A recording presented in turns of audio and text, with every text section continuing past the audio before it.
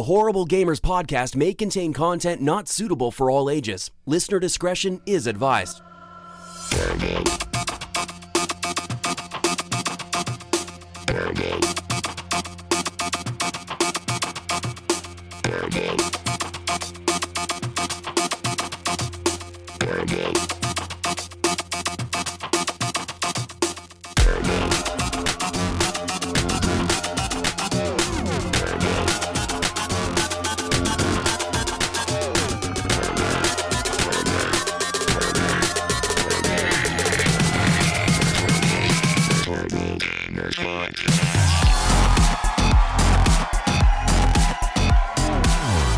Welcome, ladies and gentlemen, to Horrible Gamers Podcast, show number 225, being recorded on September the 29th, 2018. I am one of your hosts, Jesus Gonzalez, also known as Jesus Walks a Lot. Today, I'm joined by a Canadian from the Great White North, Ryan Gibson, Give8777. Welcome back, Ryan. What's going on, everybody? Another episode of Horrible Gamers. Let's do it. That's right. And from the West Coast, the best coast, my friend Johnathan AKA Penpointred is here. Welcome, Johnathan, to the show.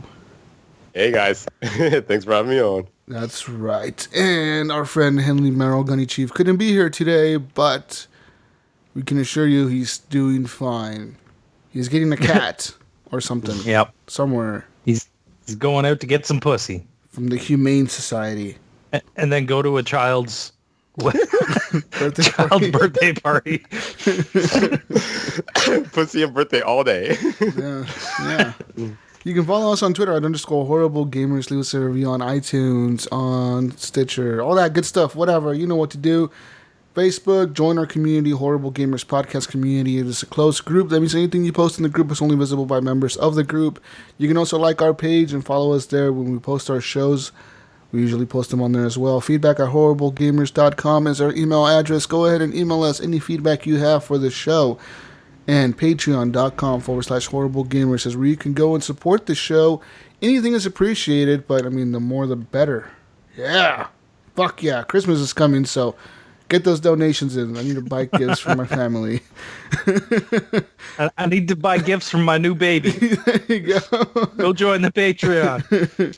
Jonathan Hall is part of the Patreon. Alan Maybe, Joshua Wolf, Evan Tanaka, John Jerome, Adam Sunday, Clint Thiel, Dirty Bite, Robbie Wheat, David Snyder, Brian Capessa is a new Patreon this month.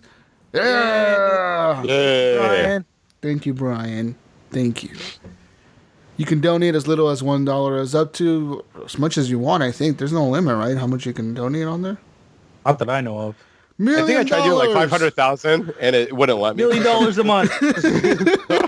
Rich as fuck. Just give us 500,000 a month. It's okay.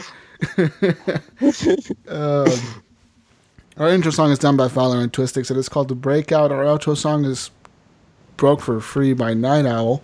Go listen to them on iTunes, YouTube, all the tubes. Just go listen.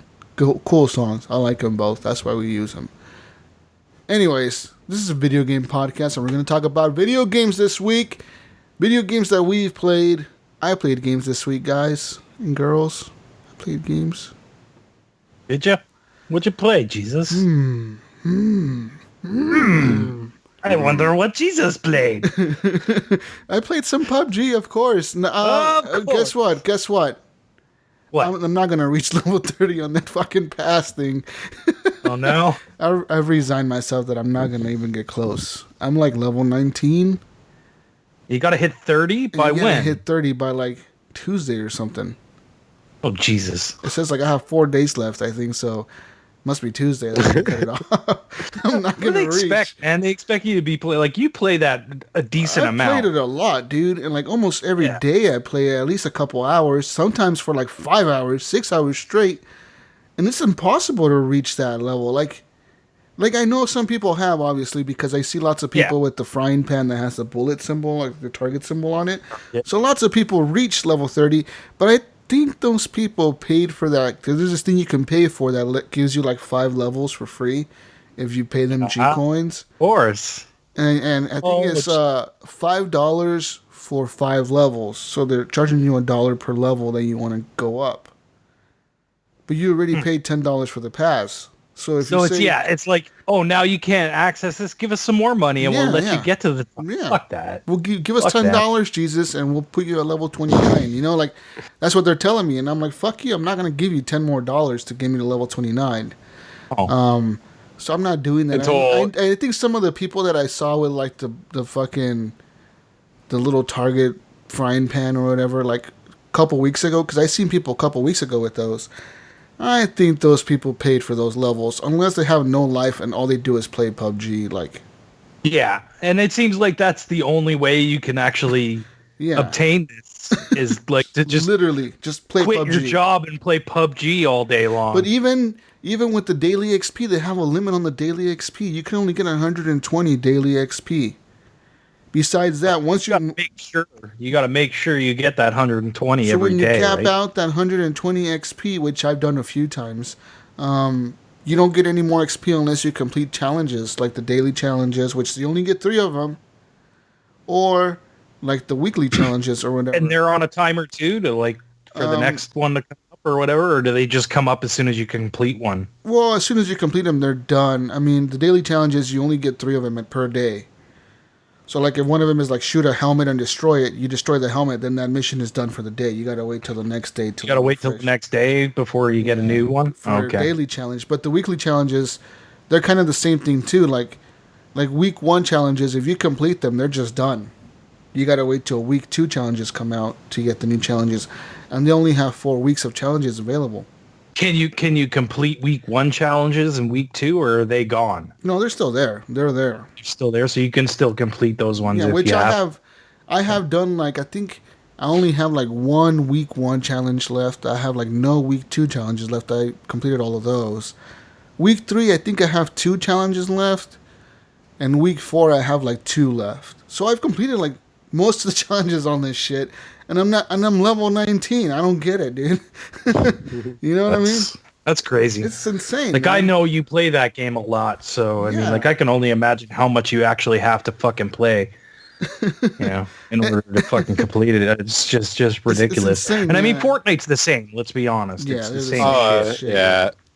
Destiny 2 is the same way too. I feel like I play that game a fuckload, and they still want you to continue to play more, right? So it's like, I don't know what these developers expect from us to, like, pretty much devote your life to one game, and they all want you to do that with their game, right?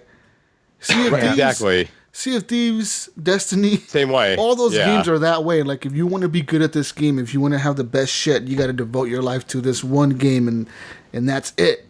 And I'm not down for that, man. I kind of hate that everything's online nowadays because of that. I know, yeah. No, I bounce around a bunch between games. Here, so all my shit's low level. Yeah, so like Destiny 2, I could never go back in there and play unless I pay for that like level increase or whatever, and then try to get in there and play. And have to play every day for hours at a time. It's just not for me, right? So, like, that shit's up to like 500 now, right? I think I only made it to like 280 when I first played. Like, no, the light levels? Yeah. No, it's 600, dude. 600? Well, there you go. Even worse. I know. I'm a 507. There, I guess. I'm a 507 right now. I've just been, I try to grind at least a couple hours a day, but holy fuck. Yeah.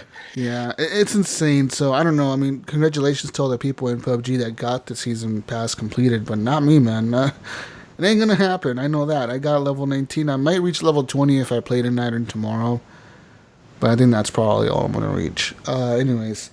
So besides PUBG, I've been playing a lot of other games this week. So I played some Tomb Raider last night. Quite a bit of Tomb Raider, man. A lot of Tomb Raider.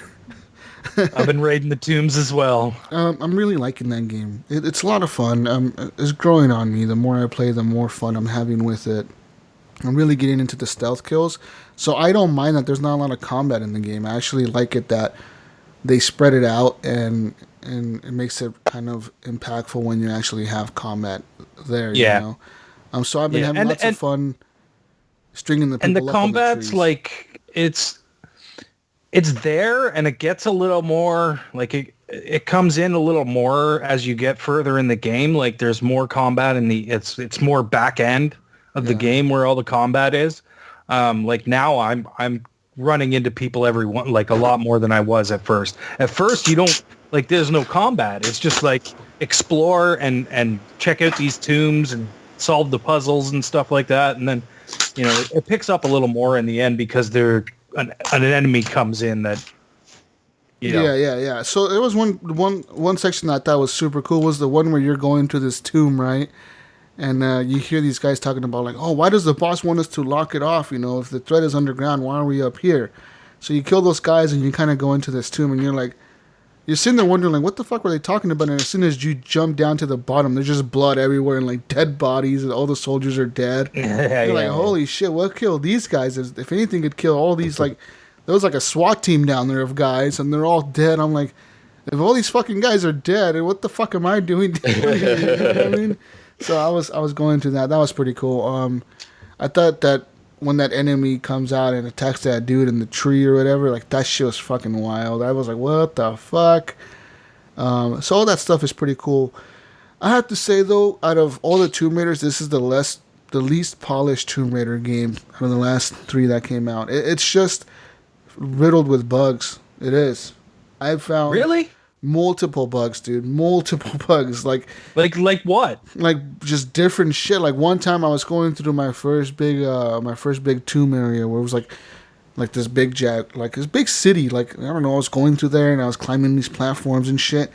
And they were trying to make it scary to like where like Lara Croft was hearing voices and she was thinking she was seeing like the Indian people running by the trees and shit, like kind of making it creepy. So like I was like, oh, I'm into this shit. So then like there was a part where this Indian guy, I want to say he's an Indian. I don't know what the fuck he is. He's a native, whatever the fuck, to the place that you're in. Yeah. He was swinging to the trees or something, and he kind of like, it was like a cutscene almost type thing where you walk through a certain area and it triggers it, and the dude was supposed to like swing like above you, and you were supposed to kind of miss him because you're looking straight, right? So you're supposed to go by really fast.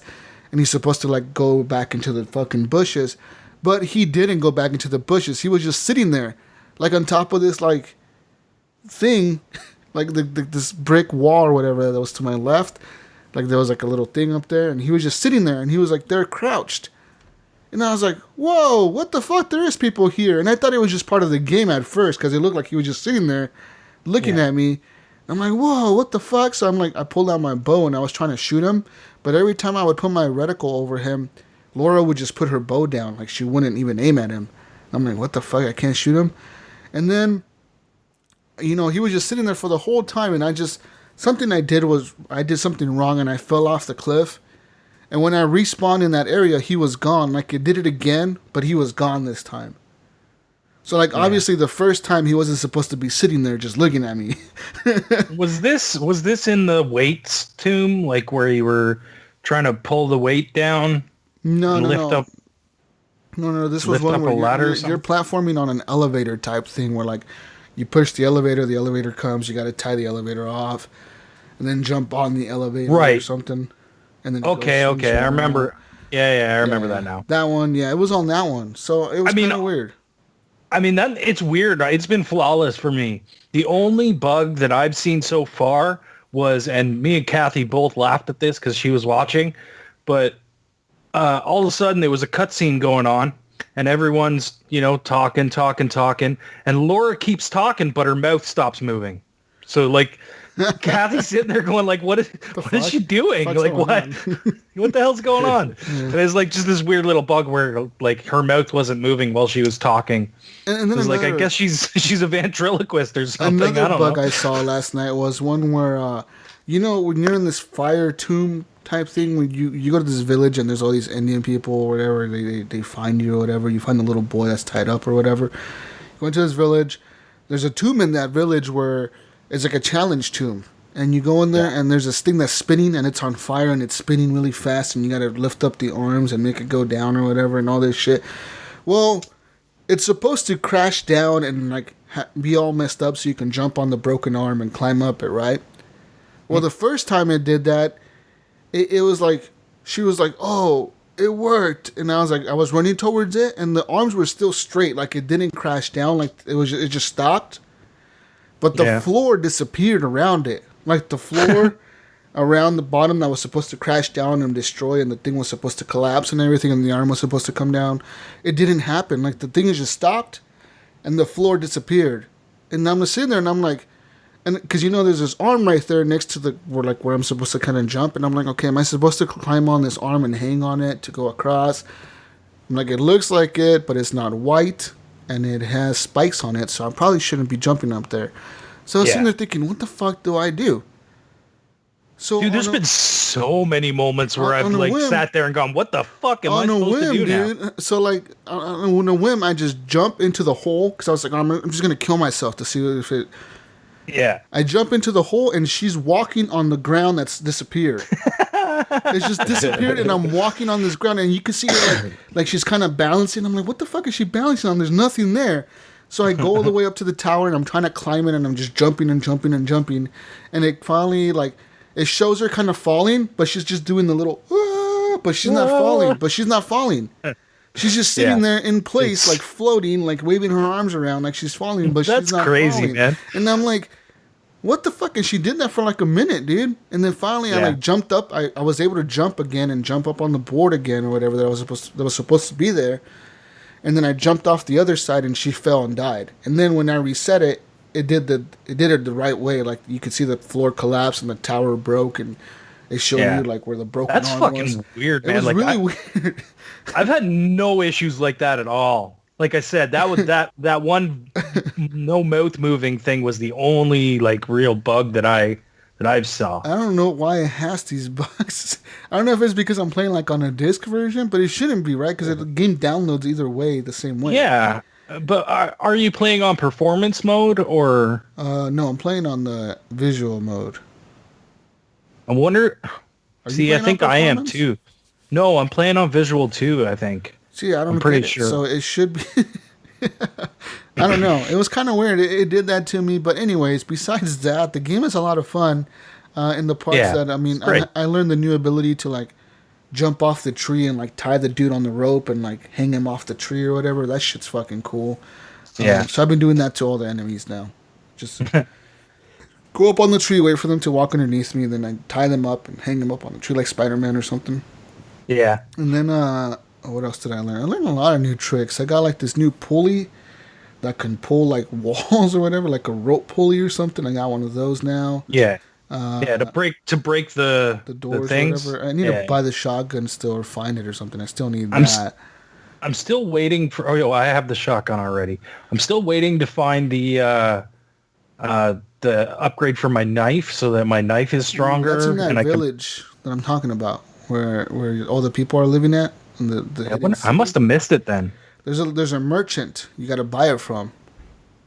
Oh, because that's where I know. I bought. The pulley, you buy it from a merchant too, and the lockpick. I bought the pulley from the merchant, yeah. And the lockpicks too, you buy it from the merchant. Yep. But there's another merchant. As well. There's 3 merchants in that town. There's another merchant that sells clothing. He sells like the special outfit that makes you super hidden. And there's another one that sells like the knife upgrade, and she sells some other kind of upgrade, like a pistol upgrade or a rifle upgrade. And I bought the rifle upgrade, but I didn't buy the knife upgrade, so I didn't think I would need it. Then I ran into a situation where it said like, you need to upgrade your knife. I was like, yeah, fuck. And then I like the fucking rifle upgrade costed me like 2,000, 3,000 gold. So I had no gold left. So I'm like, oh fuck. I wasted all my gold on this shit. I don't even use my rifle. The only time I ever use the rifle is when like people spot me and I just go fucking nuts on them and just shoot everybody. Or those guys that come running at you. Yeah, I pull out the rifle and just pop in there. Usually for them, I'll pull out my pistol because it's silence, so I don't want people to hear me. So I'm always pulling out my pistol and shooting them in the face or something. It's just when those guys are fucking running at you, it's hard to hit them with the bow. It's like because they fucking jerk around. It's weird. Yeah, but the game is fun. I'm having fun with it. I thought it was pretty cool. You could cover yourself with mud and hide in the bushes and all that shit, hide against the wall. I think that was kind of cool. Unique. Yeah, it's kind of cool. It's like, okay, that's a new mechanic, but it's a little gimmick. Like, I'll see like Uncharted doing that next game or something. Yeah, you don't even use it that often. You know what I mean? It's just in a certain section. You got the mud on the ground. You pick it up. You kind of sneak through. But I've been really enjoying the game. Lots of people are dying in my game. Lots of civilians have been getting killed by Trinity. They're just getting executed left and right. Like, holy shit, man! I just went to. I just went to save the. There's a little kid you got to save. Yeah. and I missed it. Like I started the side quest, right? And I'm like, do, and then I found a tomb and I went into a tomb and then I'm like, oh shit, I can't get back to it now. I'm like, oh, well, I guess kid's gonna die. Sorry. Yeah, or no, the kid's dad. That's what it was. Yeah. Sometimes that happens in the game where you end up going through a tomb and all of a sudden you realize that the section behind you is gone. Like it's locked out now. Yeah, now you can't get back. What the fuck? I wanted to not leave that area, so you're trying to sit in there and figure out how to get back to that area. And I figured out most of the time how to get back to certain areas, but some of that shit is real tricky, dude. The other thing I just did was those fucking light mirrors. Yeah. Where you have the 4 light mirrors. No? Yeah, I haven't got to that part and it moves there's a bunch of water flowing through this section, and there's these little poles that you can walk across. Mm-hmm. And if you put the light on the little diamond on the pole, it'll turn in a different direction. And you have to set up all the fucking thing. Oh man, I spent like an hour just fucking I had moving a really shit around. Annoying puzzle last night where you're going to this area and you open this door and it slides open, and then so like these 2 walls on the side collapse, and Laura's like, I gotta match the numbers to the symbols or something. I'm like, match the what to the what? And I'm like, I'm just guessing. I'm just spinning the thing around till I hear the noise that like tells me that I did it right. Yeah. So then I go to open the door and like the floor starts collapsing underneath me, so I have to run down the hallway and get out and then spin the tiles again to match something else. And then you open that first door, there's another door.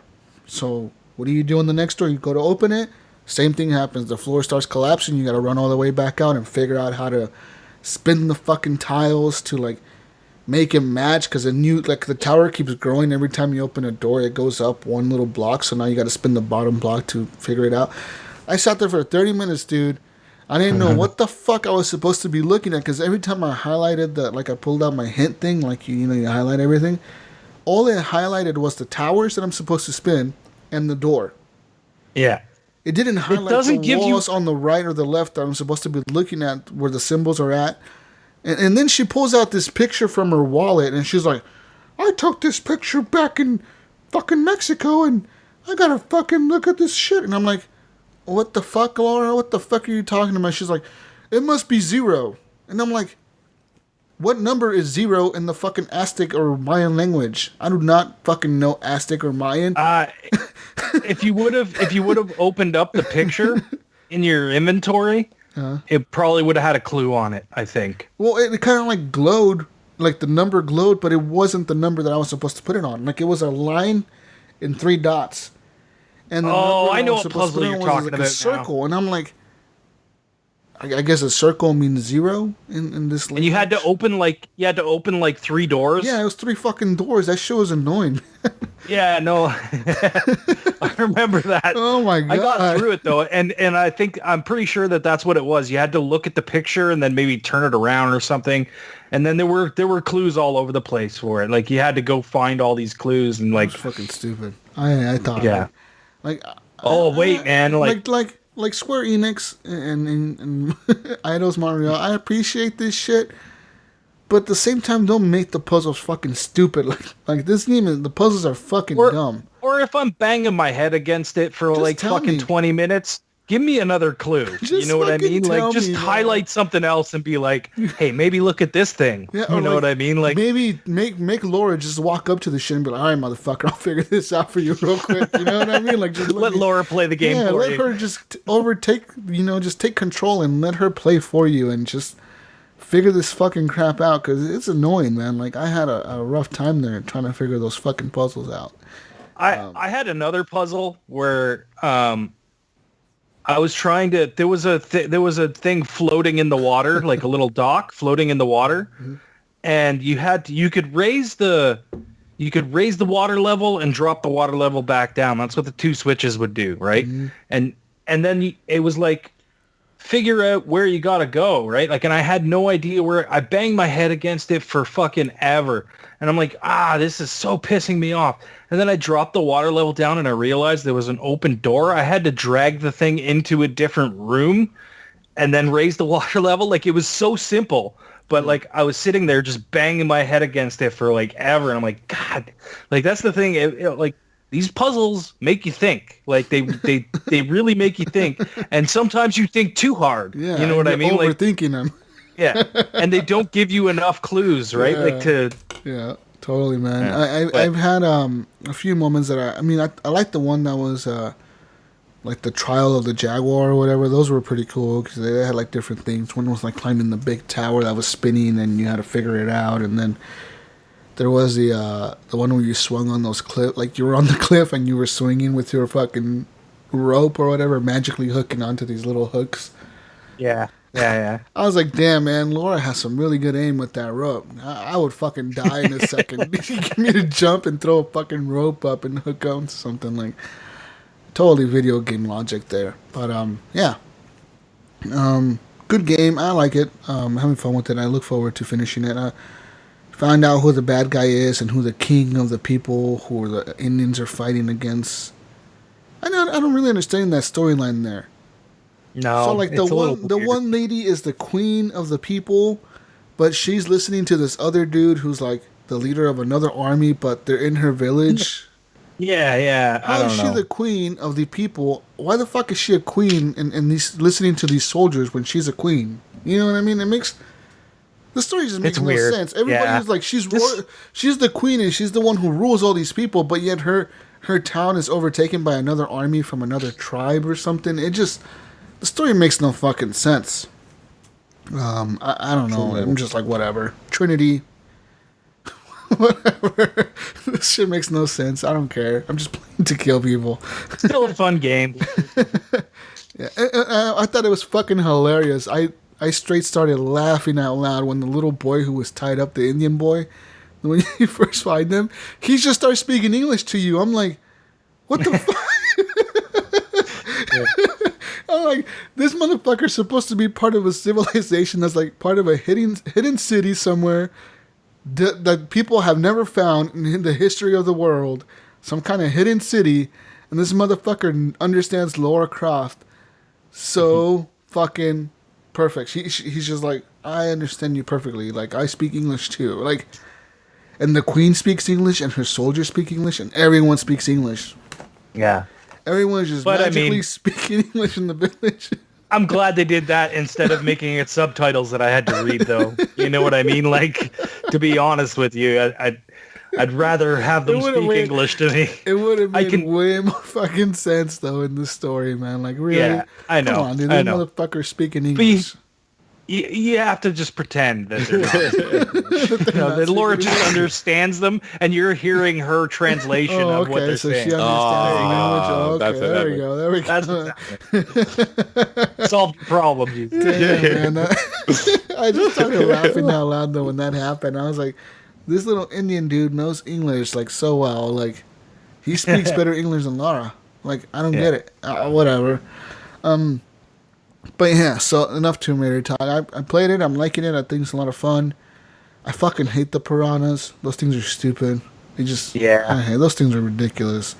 Like, the eels, you can run into them and you can get away from. Yeah, you can kill them even if they grab you. But the fucking piranhas, you just can't get away from them. They just kill you. It's a death state, the piranhas. It's not like you did something wrong. You got caught by them, so you're dead. You know, automatically. Which it's not like it's that bad of a thing. Anyways, the checkpointing is pretty decent. You don't lose a lot of progress if you die, so that's good. Yeah. You know. Yeah, it's not too bad. And usually when you come back, the stuff that you've collected and like if you've done something new in the puzzle that you're trying to figure out, like it's still done. You don't have to redo everything again most of the time, you know. Yeah, I like that. And I'm getting all the collectibles and stuff too in the game. It's crazy. So much collectibles. Yeah. What else? What else you been playing, Jesus?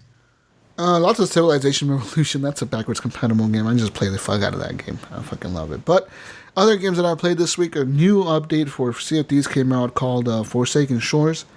I've been playing that this week. It adds a new area to the map, and I was playing that with Johnathan Hall the other day in Mojo Red, actually. So, Johnathan, if you want to chime in here and okay. Us, I don't know. That was pretty cool, good shit. Right? I like that. For the first time ever, I spawned in the Brigantine, so that's the 3-man ship, and I really like that ship. It is a really cool ship because it only has one deck underneath the main deck, the top, I guess. It only has like one deck underneath that. So if you ever take damage, you don't gotta worry about going down another set of stairs to repair the ship. You just go down once and repair that first deck, and that's it. You don't gotta worry about going down to the bottom, and keep running upstairs and going down to the bottom. Like that's pretty cool. And the ship handles better than the big galleon. And it's just a better ship, I think, than the galleon. I wish it could hold 4 people, but it can't. We had a really cool experience, though, playing... So we go to the new area of the map. It's all volcanoes, and it's all really gloomy in that area. It's all really always dark. It's always kind of like smoky because the volcanoes are always erupting. And when I say the volcanoes are always erupting, I mean like every 3 minutes. There's... Like every island, it's like on a timer for like 2 minutes or something, where like the volcanoes will like erupt every 2 minutes on every island. Like they just, and then the next island will start, and then they'll be erupting, and this island will die down, and the next island will erupt, and then sometimes there's 2 islands erupting. It's just constantly erupting volcanoes everywhere. So we go to this area and we find another ship, and we see this galleon, and the galleon is parked at an island that we're supposed to go to. So we're going there, right? Yeah. And we're... I didn't even see the galleon. We were just cruising for right treasure. in front of us. Like, And I'm the one driving the ship. And I'm like, dude, there's a galleon right there. And Mojo's like, yep, there's a galleon right there. And I was like, fuck it. Let's get the cannons ready. Like, let's fight these people. Because we got to go to this island. We're going to go there. Screw it. So we're going there. And as we pull up next to the ship, they're sitting there and they're looking at us. We're like, all right, let's go into game chat. Because, usually you pull up next to a ship, you go to game chat, and you can talk to them or you can hear them. So we'll pull up next to them. We're aiming at them. They don't have no aim at us because we pull up like in front of them. So we're aiming our cannons at them, and we get into game chat. And we're like on our little bullhorns, and we're like, hey, you motherfuckers, can you hear us? And they're like, oh, you could hear them kind of like talking a little bit. And I'm like, if you guys hear us, if you want to be friendly, let us know now because we're aiming right at you. And if you're not friendly, you better let us know. And they're just kind of like looking at them. We're telling them, we're going to fire on you if you don't answer us. And then all of a sudden, you see like this one person swimming towards us, and Johnathan jumps in the water with him. with a banana. Because we were trying to make peace. I'm like, I'll jump in with a banana. Let me give her a banana. And Jonathan's like, I'm going to give this person a banana to see if they attack me. And I'm like, what the fuck's he doing? And then this chick is like, oh, thanks for the banana. That's awesome. Like, hey, we're friendly. Like, don't shoot at us. And we're like, oh, okay, like we're. And then next thing you know, that chick jumps on the ship. And she takes over our wheel, and she's turning the wheel, and the other dude jumps on our ship, and he's raising the anchor. And the other ship is taking off. Like the ship on. Yeah.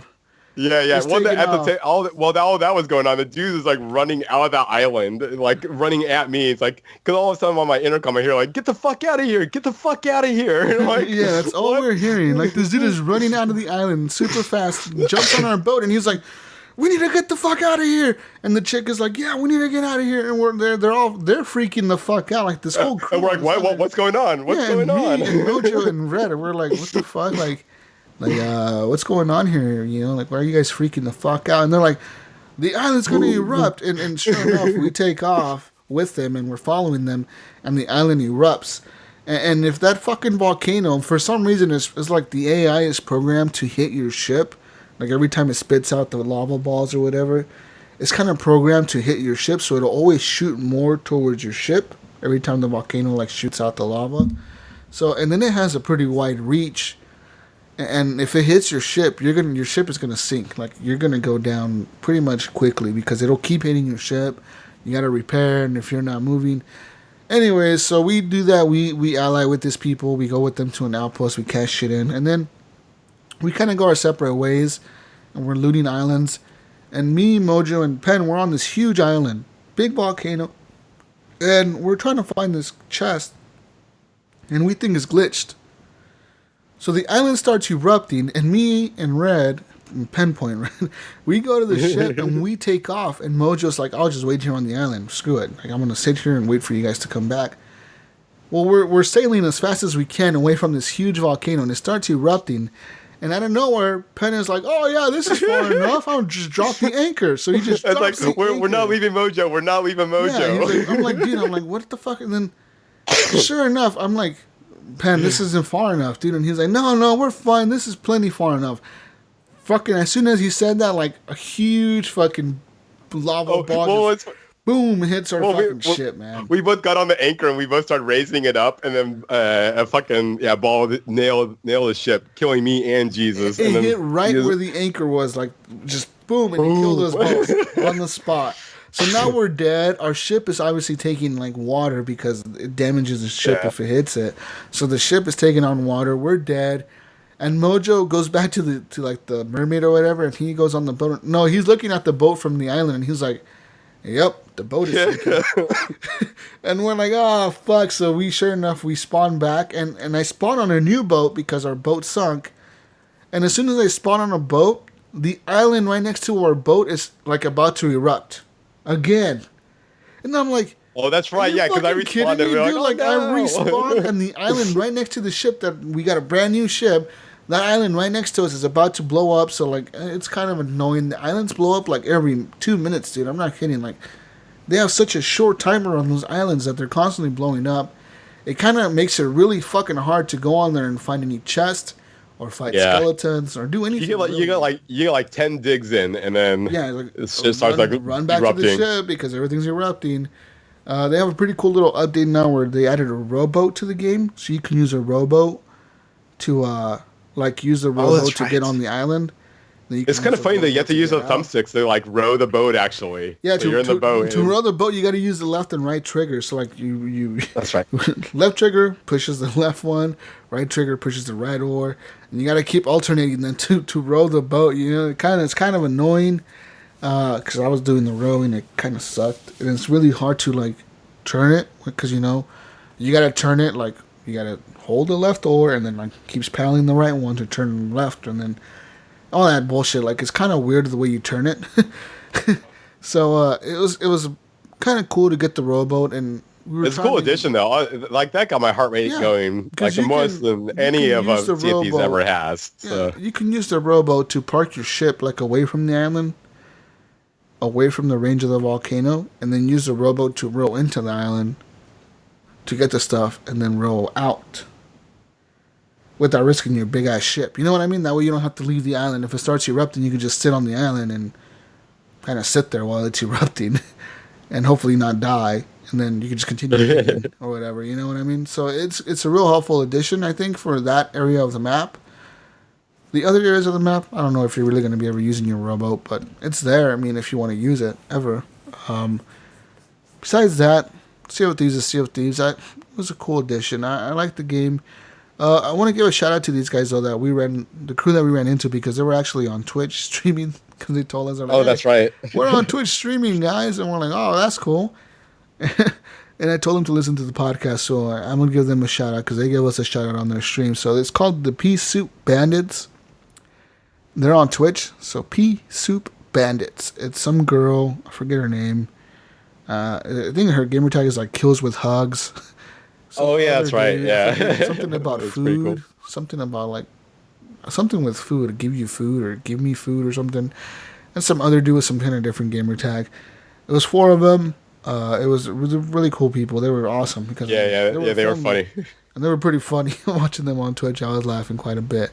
And it was pretty interesting. Was I was watching them on Twitch, and somebody gave me like a sub to their channel. Like all of a sudden said, "You're now a premium subscriber to the channel." And I was like, "What?" And apparently one of their viewers just gave away like 15 subs that day to people. Like he was just giving them away. Like, here you go, sub to the channel, sub to the channel. And I was like, oh, that's cool, I guess. And I got one. But that was interesting. That was a real cool. It was cool, man, playing with those guys. So Pea Soup Bandits on Twitch, find them. And you can add them on Xbox Live. They were playing on Xbox. Mojo was playing on PC. That's pretty cool, I think, that he gets to play on PC. We're on Xbox, and we're just having fun. But the game's gone through lots of update. Like with that last update, changing the menus or your item consumption screens and your inventory and all that stuff. Yeah, it's way different. Yeah. It's cool that they're working on it. They going. I like they have the cursed cannonballs now, and they have all that shit. It's kind of cool. I like the new addition of the new volcano areas. It has a different thing, like a different atmosphere to the game. It's not all tropical and shit. It's very dark and very gloomy, and everything's on fire, and everything's kind of ash. And it's very very dark compared to the rest of the game. Lots of fun though. I recommend it. It's all free content, so that's cool. You don't gotta pay for it or anything. So that's it though. That's all I've played this week. I mean, I'm real hyped next week because I get to play Assassin's Creed Odyssey. My brother bought it. Of course he bought it. He always buys it every fucking year, and every year he gives him $100 because he bought the gold edition. So I'm kind of hyped to play that. I get to play it on Monday or something because you get to play it 3 days early if you pay the extra money or whatever the fuck. So there's that. I'm excited to play Odyssey a little bit, but I'm really, really, really more excited to play Forza Horizon 4 next week. That's the game I'm looking forward to, man. Yeah, that game looks fun, man. From what I played of it, it's another great Forza game. And I never really liked Forza. I mean, I like Forza, but I don't really like the motorsport ones. Those are kind of lame. Yeah, the Horizon ones I like. The Horizon ones are fun, but like the last three didn't really catch my attention at all. Like I'm playing them and I was like, this is cool, but it's still Forza. This one, for some reason, I'm like really, really hyped to play it. I think it's just because it's always connected online and the people are real. The people you see in the game driving are actually like really there driving. Before it wasn't like that. I think Forza Horizon 3 had a thing where you can. It's Drivatar still though. I thought. No, dude. Now it's online. Now it's like a real server. No. You have to connect to go online. But it's a real server online now. Now you can connect up to like they have like a certain amount of people you can put in the game. I think it's 16. Yeah, and they'll all be in there with you, driving around. Fuck yeah. Yeah, but it's like when you see, if I'm driving around and I see Jesus Walks a Lot drive past me, that's a Drivatar. That's not. That's me, dude. I'm really there. No, it's not. Yes, no, it's not. Yes, it is. No, because you know why? Because you drive past me and then I go, oh, Jesus is online, and I look and Jesus isn't online. Jesus is not playing Forza Horizon 4. Oh, my mind is. I uploaded my brain to the Forza Horizon engine, and I'm there. I'm really there, guys. Anyways, that's all I played this week. I look forward to playing those games. Lots of games coming out next month. I don't know how I'm gonna play all of them. I really don't. It'd be crazy. I mean, there's Odyssey, right? And then there's Horizon, and then there's Call of Duty, and then there's Red Dead. And it's just nonstop for like 3-4 weeks, 5 weeks back to back. Not to mention all the little titles releasing in between that. And yeah, it's just insane. And then working 13 hours a day doesn't help because then you're working all fucking day. And these days, like, where the fuck did my day go? Where did my week go? I don't even know anymore. Yeah. Anyways, what have you been playing, Ryan? Well, I've continued to play a little bit of Spider-Man. Again, that game's great. It's fun. What everybody's saying about it is true. It's a good game. It's a lot of fun to swing around the city and do your shit. Also been playing Tomb Raider. We discussed that already at length. Mm-hmm. And I went back to Dead Cells. I still fucking love that game so much. It's so much fun. I finally made it to the final boss and I fucking died. I was so angry. That game is so devastating when you get so far in and then just some little stupid thing kills you and you're like, God damn it. You got to start all over again. But I love the game. I can't get enough of it. That's a game I think I'm going to keep going back to over and over and over again. And I also played the Hollow Knight Voidheart Edition came out on Xbox. And I've heard a lot about this game. A lot of people raving about it. Oh, it's another Metroidvania game. You know what I mean? Where you're collecting new powers and it's a 2D platformer. So it's cute and kind of cartoony and a little bit dark. But it's not catching me. Not like Dead Souls. I play Dead Cells and I can just keep playing it. And this song and Hollow Knight didn't really hook me that way. But I got to play a little more. I only played maybe about an hour, and I just kind of put it down. and went back to Tomb Raider. But I think I'll go back to it and give her another shot. Like I said, I've heard a lot of people talk about good things about this game, and I just wanted to see what it was all about. And I don't know. I'm going to give it another try. I got to give it some more time before I can say, hey, I don't like this, or I do. And maybe I was just in a mood that night and it didn't catch me. You know, maybe I'll play it another day and it'll totally catch my attention. But other than that, that's about all I played this week. What about you, Pen? Oh, actually, I've been bouncing around a bunch of shit. Titanfall 2, of course. But besides that, what the fuck have I been playing? Some Destiny 2. It's a lot of that. Been trying to keep up with my buddies and talking about light levels and shit. Oh god. Games these days just, I don't know why they want you to put so much time into one fucking game, but been working on that.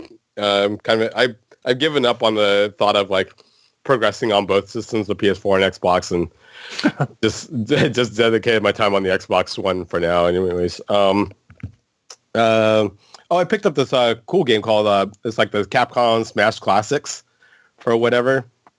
So it's like $20. They have it on both systems, but it's like a retro collection again of old Capcom arcade games. There's like Captain Commando and Knights of the Realm and a couple others. But it's cool because most of those games are like 4-player cooperative. And you can do any combination between couch co-op and online co-op. So, when you do the online, you just look up your game, search what games are available online. Like you can do them all. So you'll send us like 3 people are playing Captain Commando. They have 1 spot open. 2 people are playing this game. They have 2 spots open. And you can just select which one you want and fucking go for it. So, been good. I've been loving it. That's a fucking huge sandwich there you got, Ryan. That's awesome. And then, let's see here. It's a taco. It's a taco. Okay. Cheesy Gordita Crunch. They're from Taco Bell? Yep. Oh, my. Nice. That's far from that's north of the border. North of the border. That's two borders away there, Ryan. Just because I'm north of the border doesn't mean I can't go south of the border. Nice. Oh, shit. The other game I've been playing is Deep Rock Galactic. You were still they playing actually that? just put it. People are still playing that. You bought they that, just put out on Xbox. Yeah. I love the idea of Space Wars, especially from my old Warhammer 40k days. Mm-hmm. But so basically you're a crew of 4 dwarfs just mining minerals for the company. And they put out a huge update. So it has a lot more, it has like a skill tree and, a lot more RPG elements to it. Some more things you have to do, a whole new like ice area. So like some ice planets, so you skid around a bunch and shit.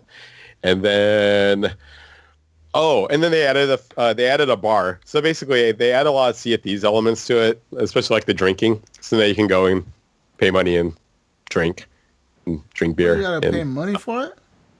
Yeah, it's not like the bar.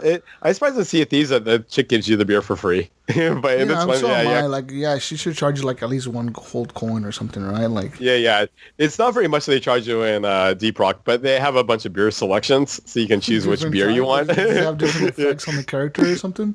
I don't know. I haven't really seen. I tried one of each of the beers, and I haven't seen a different effect yet. It should be cool to give you like a different effect for each one.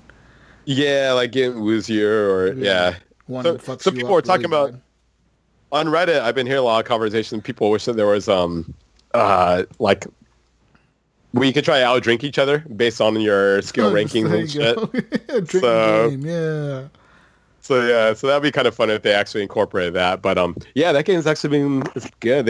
It's just like Sea of Thieves. So, they're still putting effort into it, and that game would.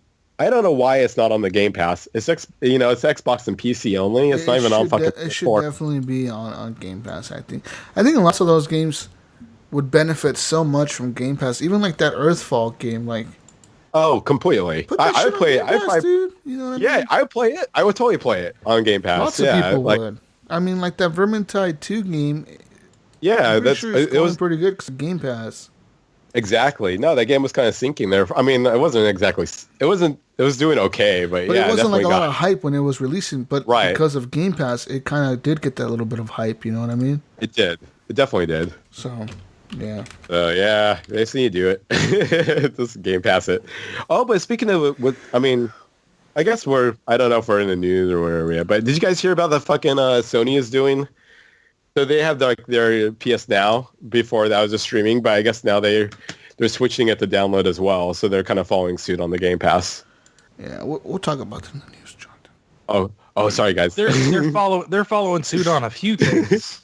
Oh, that's right. Good point. News. Okay, but yeah, I think we're there, aren't we? Anybody play anything else? Titanfall Gear or some no, I didn't play Gears. Destiny 2, Titanfall 2. Yeah, that's about all I played. Yeah, fuck yeah. That's Hey, Jonathan, I'm gonna recommend to you that Electronic Superjoy game. You should play it. That's a Jonathan game. Electronic Superdroid? Yeah, it's on Game Pass. Do it. Pizza Titan Ultra. I saw that too. Okay, I might have to do both of those. Because it's EDM music, platforming, and it's fucking crazy. Yeah. You so talked about good. that last week. Oh, yeah, you guys did. Yeah, that game actually it sounded pretty interesting. Just play it, dude. Just play it. That's all I want. That's on Game Yeah. Pass too, right? So Okay, after this episode, I'll get it downloaded. It's like a 2 gig or 3 gig download. It's super quick. So anyways, let's get into some news. News time. News. wait. What? We should take a break. Oh man. I guess we'll be back I kinda after gotta- these messages. We'll be back with some news after Clint's message. Bye. Not bye yet, but we'll be back. Vengeful Jedi here, Horrible Gamer and patron of the Horrible Gamers podcast. Want to give the gamers an XP boost? Want to see the show level up? Then support the Horrible Gamers on Patreon at patreon.com/Horrible Gamers. Don't be just another NPC, non-Patreon character. Become a patron. 2 gold, 5 gold, 10 gold, 20 gold. It all supports the party. So game on.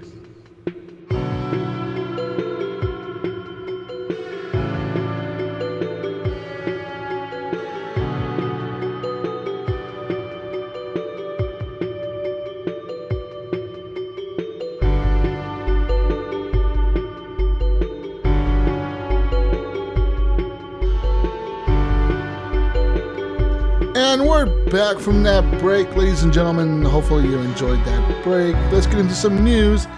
News time! You on top of it this week. Let's get into some news real quick. Lots of news dropped this week. It's some PlayStation news, some Xbox news, Nintendo news, all the news. But let's start off with the big one. PlayStation 4 has confirmed crossplay is now happening. So as of the other day, Thursday, was it yesterday or the day before? I think Thursday. I don't know, but it's about fucking time. I Thursday know. or Friday sometime. PlayStation just kind of released a tweet that was like, "Hey, we understand people want crossplay, and we're willing to try it out with certain games." So they're doing. We understand we're being greedy fucking assholes, so we're gonna. So they're doing a crossplay beta. That's what they're calling it. They're not. It's not complete now. It's still Wait. a beta. I thought you weren't allowed to have betas on. Well, Oh, no, never mind. That's the difference. that's early access. Yeah. So they're doing a beta for Fortnite. We're starting off Fortnite as the first third-party title that can now cross-play across PlayStation 4, Xbox One, PC, Nintendo Switch, Mac, Android, and iOS. So pretty much anything you can play the fucking thing on, you can cross-play across any of those platforms now. So there's no platform now that is not part of that. Now that PlayStation has added it, they're part of the system now. So, wow, that goes to show how much power Fortnite has. First of all, they bully Nintendo into we're not going to use your Switch, stupid phone app to chat. Wait. Okay, we're not going to use your fucking phone app to chat. And secondly, our players are not going to pay for your fucking online service. And then they go and push Sony into, hey, motherfuckers, you better let people play with other people on Xbox. And Sony's like, no. And then Fortnite's like, fuck you. You know who we are? We're fucking Fortnite, motherfucker. You better make it happen. And then it's happening. Holy shit, how much power Fortnite has. So what do you think's next? What do you think's next? Fortnite forces the U.S. government to make Battle Royale a thing or something. I don't know. Yeah, I think Rocket League is next, and then Minecraft, and then it's open from there. Originally, I think, of course, definitely Minecraft will be probably next, and Rocket League as well. You're completely right. Minecraft, because Microsoft owns it, they're going to be pushing for it. Yeah, but I think not Minecraft because Microsoft owns it. No, that's what I think. I think they'll do it. I think Minecraft. That give them more pull on Sony. It's a perfect game to do it with. You know what I mean? Oh, they absolutely should do it with. They do it already with Nintendo and Xbox and phones, and I could play with my phone like Minecraft with my daughter on her Switch like anytime I want to. It's just there, you know. You can just play it. And it's the same exact features of the full game is the same exact thing on everything. So it all works. Fortnite's the same way. Rocket League, I think, should be next too because, I mean, they're Rocket League. They've been pushing for it before. So I don't doubt that they'll do it again now that Fortnite is doing it in this beta. So this is what Sony released the other day. It said, we recognize that PS4 players have been eagerly awaiting an update, and we appreciate the community's continued patience as we have navigated through this issue to find a solution. We see the beta as an opportunity to conduct thorough testing that ensures cross-platform play is the best on PlayStation, while being mindful about the user experience from both a technical and social perspective.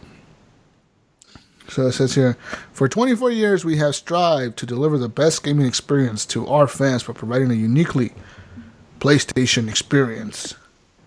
Today, the communities around some games have evolved to the point where cross-platform experiences add a significant value to players. In recognition to this, we have completed a thorough analysis of the business mechanics required to ensure that the PlayStation experience for our users remains intact today and in the future as we look to open up the platform. It's also... we can still make money. We're good. Yeah, it's all about money, man. And it actually kind of benefits them, you know what I mean?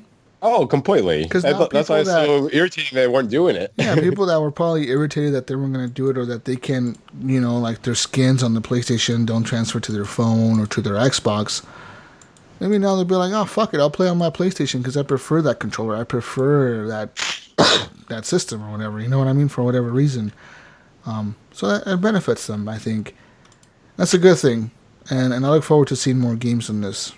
Have you guys played with anybody on PlayStation? Speaking of playing with PlayStation. No. Well, I jumped on some Fortnite, and I was with me and a buddy who was playing on PC. And, like in the opening, when on your team screen, it shows you what the other players are using. But I didn't see any way of finding, once the game started, you know, what other players were using. Okay. And I even I got taken out by a player, and I was like, you know, watching their screen to see if I could find any sort of sign, and I didn't. So that was kind of a bummer. I think the best way to know would be probably by their names, because PlayStation users have stupid fucking names. And then the Switch users are going to be a bunch of numbers. They can't change their names, so they just have like really dumb fucking names that they made 20 years ago. They can't. Yeah. No, the Switch users will still have whatever their username is, I think. Because it won't show their code. No idea. Oh, gotcha. Yeah. Oh, okay. They have a name instead. You still have a username, but you don't search for people by it. Like, it's so weird. So dumb, yeah. It's weird. I don't know. Maybe it has something to do with, like, so multiple people could have the same name or something like that. That's probably it. So I don't know. But it's weird. I wish they would just go by username. It would make more sense. Well, what if there's two John Smiths in the world and they both want to use that name, John Smith? I'm sure there is. I'm sure there's many of them. I was wondering, like, if I wanted to log in. I think because of the fact that you have to log in through Fortnite's like server or whatever. I was wondering if I logged in on my PlayStation and my Xbox, if I could form a team with myself. Be two Penpointreds. But yeah, I don't know. You have to. I think you probably can. I might Get take your a wife to scientific. play with you, man. Hook up the PlayStation in the living room. I offer that. She kind of laughed. Yeah, I don't think that's gonna happen. Johnathan, I don't know if you can. Yeah, I can see. Like I'm still Gib 8777 on Switch. But I see. That's my username. So you're saying that there could be multiple Gib 8777s on Switches? They just have different. They just have different friend codes or whatever. Switch code or whatever. Yeah. Okay. In other news, Telltale's The Walking Dead, the final season, has been removed from several digital gaming storefronts. It says here, The Walking Dead, the final season, has disappeared from the PlayStation and Xbox One digital stores, as well as Steam and Good Old Games. This comes after, of course, last week we talked about Telltale laying off about 90% of its employees, and that they were trying to find other partners to finish episodes 3 and 4. Yeah, it's weird because this thing's gone back and forth and back and forth and back and forth.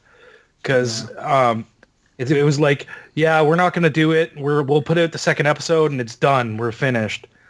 And then they were like, no, we're going to finish it. We're going to try and finish it. And then it was like, now it's like, no, it's done. We pulled it. It's gone. Yeah, so that's weird. I wonder if you purchased like the full season or whatever. I wonder if you get your money back. Well, some people have been trying to get their money back from Microsoft, and from what I've seen on Reddit, some people have been able to do it, and some people, Microsoft is telling them, no, we don't know what Telltale is doing, so we can't offer you your money back. Until Telltale releases like a thing saying, we're not doing this episode 3 and 4, we cannot give you your money back. Because it does violate. Well, if they pulled the game from the store, that means they're not doing it. But hold on, there's an update. A spokesperson for Telltale provided the following statement, and they said why the game was removed from the stores and its future plans regarding episode 3 and 4. So they released episode 2 on Tuesday. This is the update they're giving after that. So it says, yes, we have removed season passes for The Walking Dead, the final season, from stores for the time being. We're currently still working to find a way to hand off production of episodes 3 and 4 so that the season can be completed. The outcome of those efforts will determine when and how the final season returns to stores. We hope to have a firm announcement before the end of the week. For now, we apologize for any inconvenience. And this was an update on Wednesday at 2:18 p.m. And they said before the end of the week they were going to have an update for people, but they do not. They do not have an update. No update.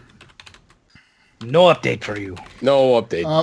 And from what I've heard was, people are saying that Telltale Games, well, of course, is now being sued if you've been paying attention to the news. Yeah. They've been sued for violating the California WARN Act, which means you got to give people a notice of 50 days before you're going to lay a massive layoff or whatever. And I think we talked about that last week too, actually. But now they're trying to sell their company off, right? They're trying to sell it to different publishers or whatever. Mm-hmm. And apparently 3 different publishers have declined trying to purchase it. They said, like, no, we're not interested in buying Telltale. No, I don't think anyone should be. Really. No. I mean, honestly, the only thing that makes sense to me, and I said this last week, is Netflix. Yeah. Netflix wants to do those kind of games, so I could see Netflix saying, okay, you got a core now. Let's build off that core and try and, make it better this time. That engine would actually probably easily switch over to, probably the easiest engine to switch over to some video streaming system too. Yeah. Yep. Yeah. So people are saying that 3 different publishers have decided not to want to buy them. They're just not interested in the company, and they have no real sales. Like, people don't even know how they were alive for that long. Because they moved buildings twice. They increased the size of the team to 300 people. Yeah. And all this, remember this shit? Like, we were talking about this last year, how they increased to like 300 people or some shit. Like, they were going crazy for a while. And they took on way too much, it just seems man. Like they spend too much money on shit. Yeah. What the fuck to do, you know what I mean? Like, they had to pay all these licensing fees for things that didn't even get released, you know what I mean? Like, all the projects in the works and shit. Yeah, Guardians of the Galaxies and Stranger Things and fucking...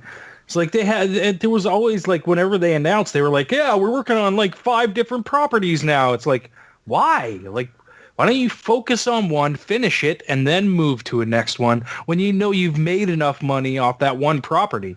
They just fucking put their eggs in too many baskets, and it fucked them in the end. Okay, so I got a timeline here, actually, of kind of what happened to the company. So it says here in March 2017, the Telltale CEO and founder of the company, Kevin Bruner, announces he is leaving the company, and it is later reported that Bruner was forced out as he clashed with the company's board of directors.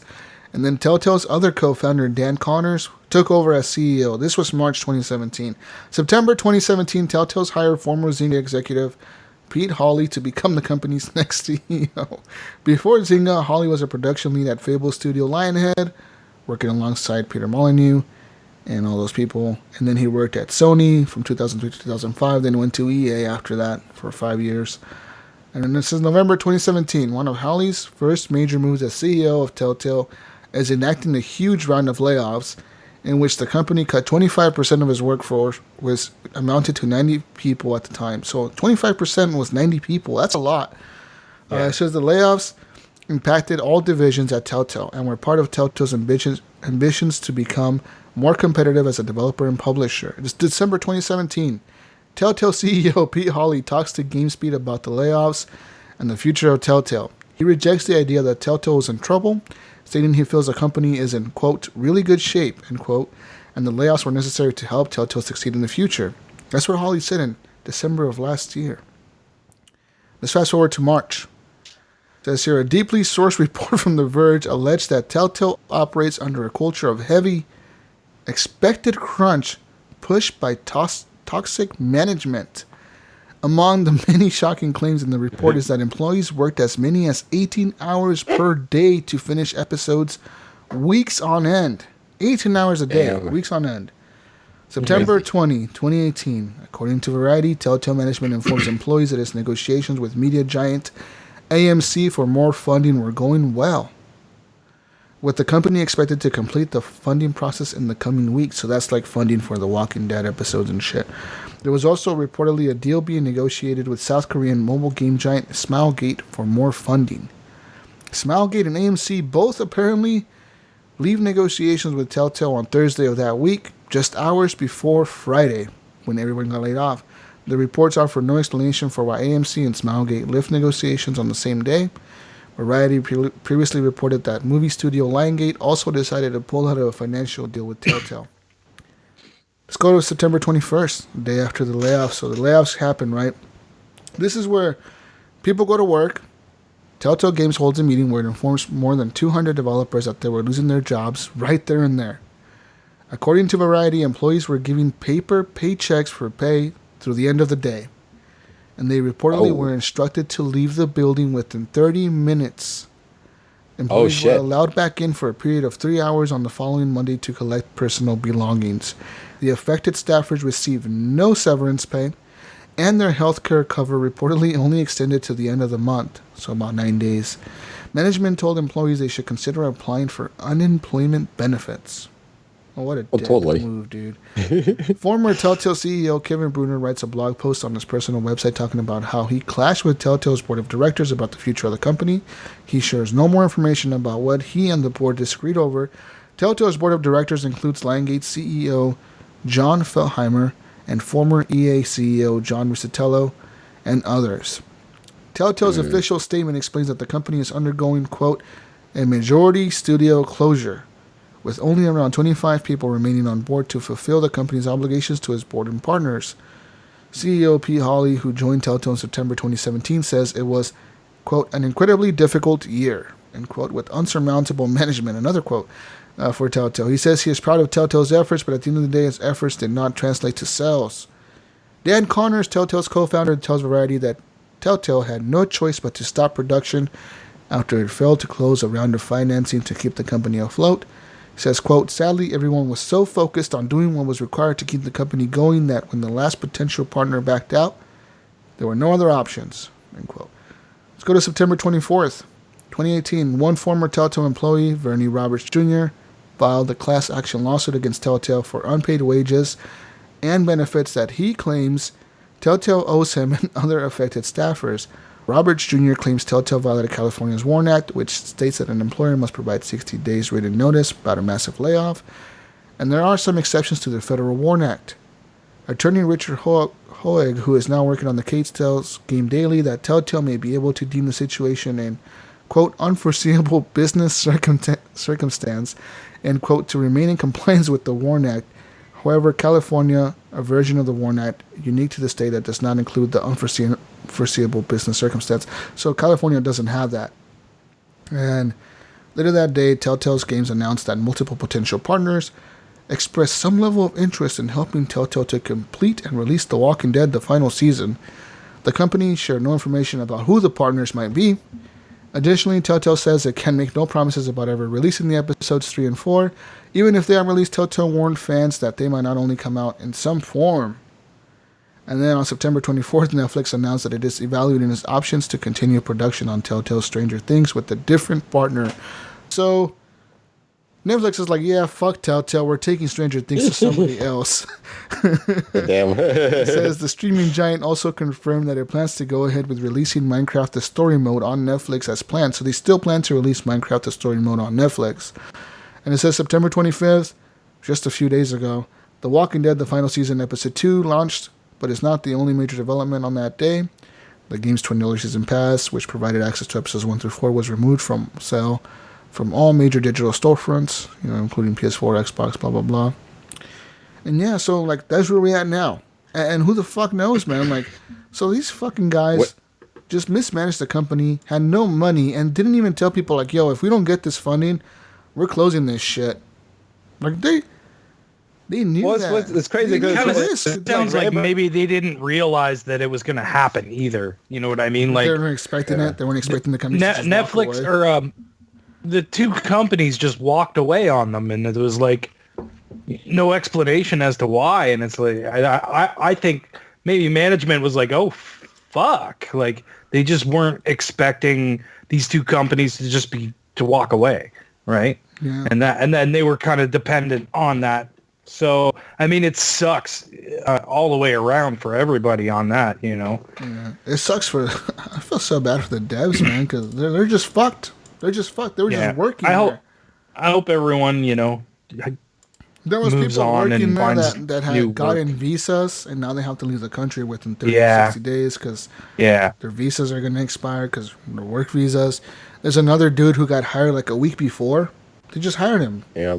And he moved across the country. Just moved there. Yeah. Yeah. And now he's fucked. Like, it sucks so bad.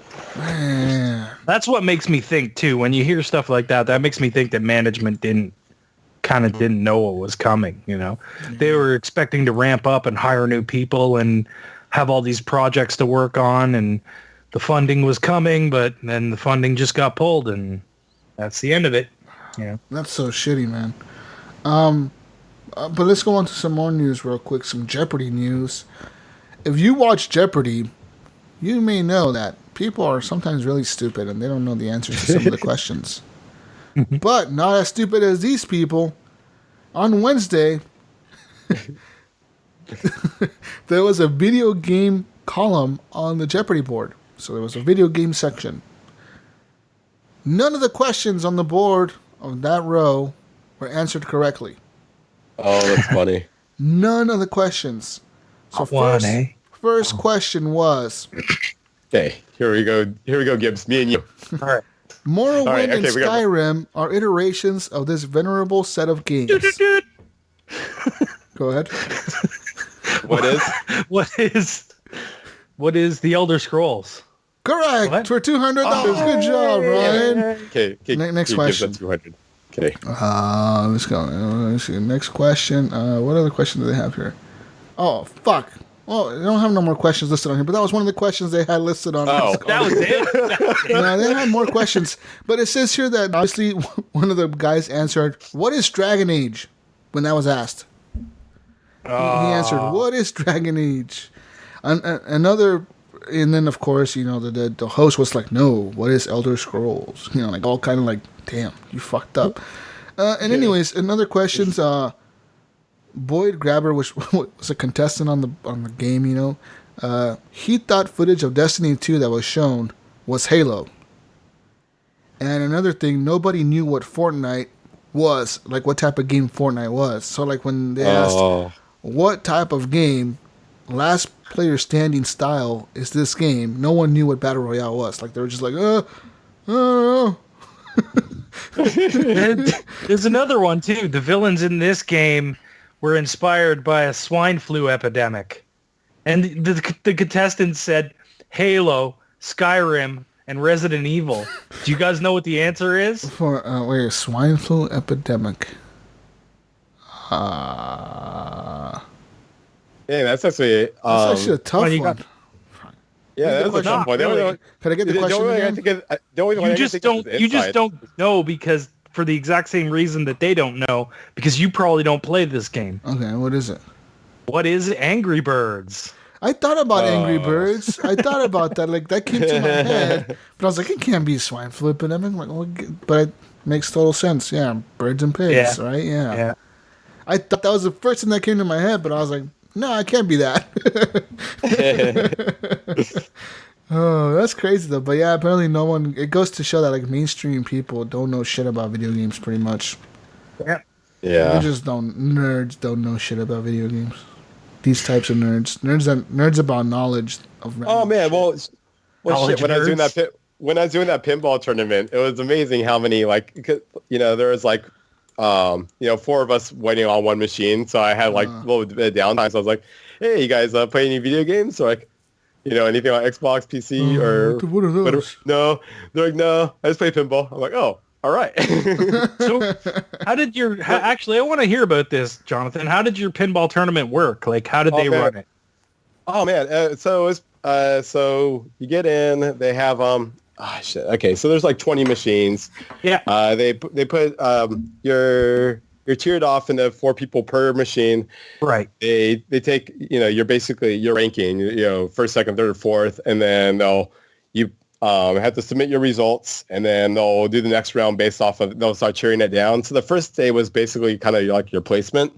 And then the second day was eliminations. So basically if you're on a machine, if you were the bottom 2 players and you lost, you're out of it. Yeah, you bottomed out. So yeah, I didn't do very I actually got in for free. I was supporting a friend of I went down to help to support a friend of mine, and then last minute I was like, oh, maybe I should join in. So I was like, hey, do you guys have any tickets for sale? And they're like, oh no, but we have a couple to give away. I was like, oh well, shit. So I got in, but I was basically like I held down the 4th player spot pretty well. Yeah. So yeah, I got second place. So you were coming in last all the time? Oh, pretty much. Yeah. So I didn't do very good at all, but I got second place on one machine. But it was fun. They had beer there and all that shit. At one point, it sucks because my phone died. But yeah, they had like all these cool machines going on, and overhead they had like a projected. They were playing like music videos most time. But the last part of the last hour or so, they switched to Dead Cells. So they had this pinball machines and all this shit going on, and it's like huge fucking Dead Cells over it. That's like, awesome. Oh, Ryan should be here for this. But, yeah. I wish I was, man. I wish I was. Yeah, it sounds like they run the tournament the same way we usually do up here. So people were hard. I didn't realize how hardcore some of those pinball players are. Like even at the beginning, it's insane. Yeah, because they were like, oh, so how many people were here from Portland? And there's like 60 or 80 people there, and probably like 5 of us raised our hand. And I was like, oh, shit, these people are like into it. And then there's a power about they don't play, the ones I talked to didn't play any video games, just pinball. And then they all have their weird moves, like hitting the side. I never knew what the tilt was for on the pinball machines. Why would show up no tilts or whatever. Yeah. But yeah, those competitive players fucking wreck those machines. They get the motion down, and which is weird. So on the video game versions of that, I guess maybe they do have a tilt button. Yeah, you have a nudge your stick. You use the stick to nudge, and you push the stick in whatever direction you want to nudge. Now I know what it's for. Now, okay, so that makes more sense now. Okay, cool. So and then you get a little when you're holding when you have your hands on the pinball machine, your palms are kind of in the corners. Yeah, right. So you kind of just nudge it with the palm of your hand, like you just kind of hit the machine a little bit, right? People are super hitting it, and I saw a couple people get tilted out because of that. Like fuck, and because if you tilt, you lose your like multipliers and all that shit. You'll still get some score, but you won't get what you would have if you kept. Oh, crazy! Yeah, and then definitely because of drinks involved, some people. It didn't happen. I didn't cause one, luckily, but one person. I saw a couple cases where people got drunk and then jumped on thinking it was their ball. And that kind of fucked everything up. Yeah, you get disqualified. Yeah, I had to get automatic disqualification. Usually, that's what we do. But yeah, it was hardcore. They also have like they asked me for like my pinball registration number or whatever, and I was like, I don't have one. Yeah.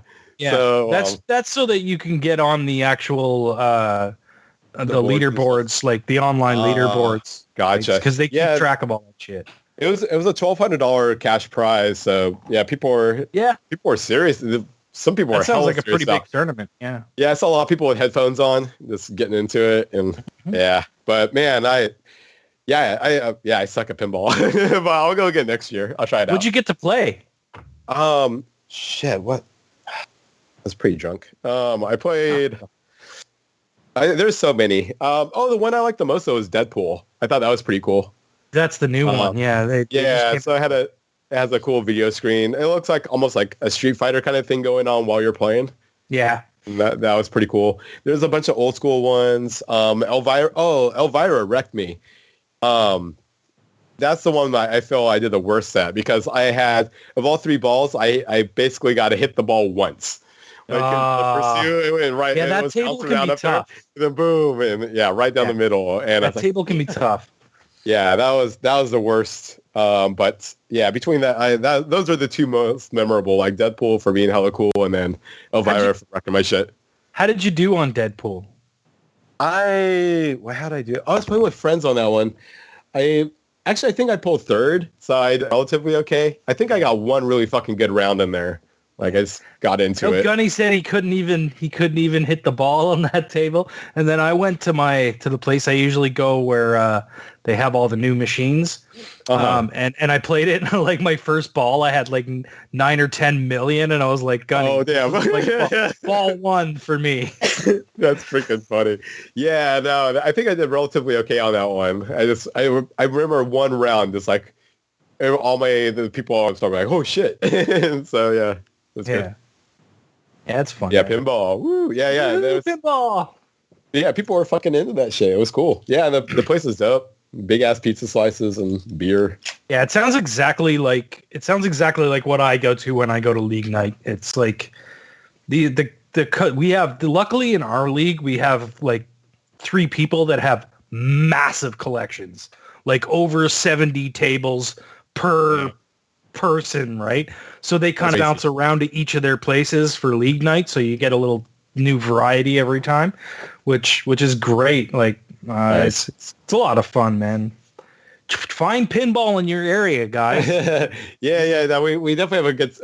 You guys do. Yeah, Portland has a pretty decent pinball. To you, actually, I grabbed the company I was hosting it. They have like a little catalog of all their pinball machines that they make and all their video games and stuff.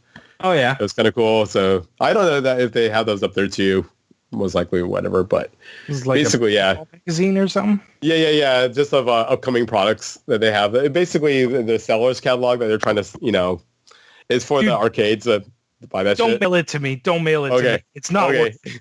It's going to cost you way too much to mail me a fucking magazine. Like I know, some junk mail, basically. Serious.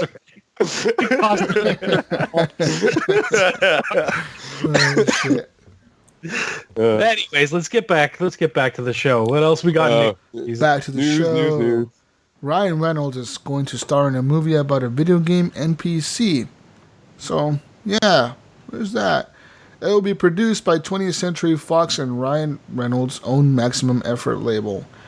The movie's called Free Guy. It will star Reynolds as a background character in a video game who comes to realize the artificiality of his surroundings, making it sound a little bit like Wreck-It Ralph meets Pleasantville. Considering the story finds Reynolds' character trying to prevent the makers from shutting it down, so it appears the theme of the video game might be some kind of MMORPG or something like that. So who knows? Maybe they'll license like Warcraft or something. World of Warcraft. Yeah, I wonder what if he's an NPC, I wonder what the main players are going to be just running around. Or like if they make, or they take like Master Chief is like running through. And, yeah. Well, I wonder, like, a game shutting down, to me it sounds like some kind of MMO, right? So I wonder if they'll have like maybe an MMO that's already shut down and make the story about that, or like something else, you know what I mean? I don't know. In other news, health experts are warning parents Fortnite can be addictive as heroin. Medical experts say there's a popular one called Fortnite can be as addictive as heroin. They even say it can get in the way of your child's brain development. Health experts say the thing about these video games is it gets kids' dopamine systems involved, and it releases addictive chemicals which are very similar to drug addiction. It literally causes cravings that they can't live without, and they just get obsessed with it. Many of the kids tested were teenage boys. One, for example, admitted that he continued to play Fortnite even as a tornado swept through his neighborhood. And only when we talked about that. And only when the power line started coming down did his family members push him off of the game and rushed him to the shelter. So this motherfucker's sitting there, Fortnite, playing Fortnite. I'm surprised he wasn't carrying his Xbox and his TV tornadoes under his arms. Like, okay, I'll go, guys. The power goes out because the tornado's right down the street. And that's when he gets off and goes to the shelter. So what do you think, guys? Addictive as heroin? No, I'd say if anything, it sounds way more like a coke addiction. Like, because if it's hitting your dopamine centers and just causing because what you're going to be is like pissy that you're not playing, or like, freak out, after a good binge session or whatever. But it's not like you're going to be fucking physically ill and puking, and anything who's gone through like heroin addiction knows that that's not fucking possible with a fucking video game. Yeah. It's physical. It's more of a mental thing. So that's definitely like if someone's, if you're doing like ecstasy for like 3 weeks straight or whatever, I don't think it's they're going to be the same trying to way. say that it's like that. You know what I mean? I think they're trying to say it's as addictive as. Oh, gotcha. So yeah, yeah. Of course, you're not going to go through with the withdrawals and fucking whatnot. But that's what I think of addiction, because that's basically Fortnite, that. Man. I need my Fortnite. Y'all got some Fortnite? Yeah. Suck your dick, man. Suck your dick. But I could see the addictive quality, though. I'm glad I don't have fucking kids. Good luck, Ryan. Good luck, Jesus. I didn't even know how to handle that shit. Because I'd probably, it's not like I could be like, because I like playing video games, so it's not like I'd be like, stop playing video games. So like, yeah, but I learned it from watching you. And I'm like, fuck you. And anyways. And other news. How about this? Doing meth and heroin can turn you into a video game character. What? So Tuco Salamanca of Breaking Bad fame was once so exuberant after sampling Walter White's renowned blue sky crystal methamphetamine that he proclaimed the drug kicks like a mule with his balls wrapped in duct tape. That's a quote from Breaking Bad, apparently. But it says here, an airman assigned to Utah's Hill Air Force Base experienced a similar kick last Saturday when he allegedly consumed meth and heroin in Las Vegas, leading him to believe he had transformed himself into a video game character before he led the Metro Police and multi-state police on a high-speed chase through Wickenburg, Arizona. So pretty much, Brandon Tyner, 21, was driving a Chevy Camaro through Wickenburg. Oh my God. And he was doing 65 miles an hour in a 25-mile-per-hour zone. Police attempted to pull him over, and he fucking took off. In his Camaro, he took off. So this is a story of a 21-year-old in his first time in Vegas doing drugs? Yes. And he all right. apparently went up to 88 miles an hour while waiting for traffic. It does, yeah. It says here the meth fuel airman managed to momentarily elude the officer, but Lemon quickly spotted him once again as Tyner turned his vehicle into a circular driveway of a business lot. It says here he didn't slow down. He continued driving, and apparently what happened was he crashed his car. Yeah, he crashed his car. So they pinned him down, and so then he tried to run away from the cops, and they caught him.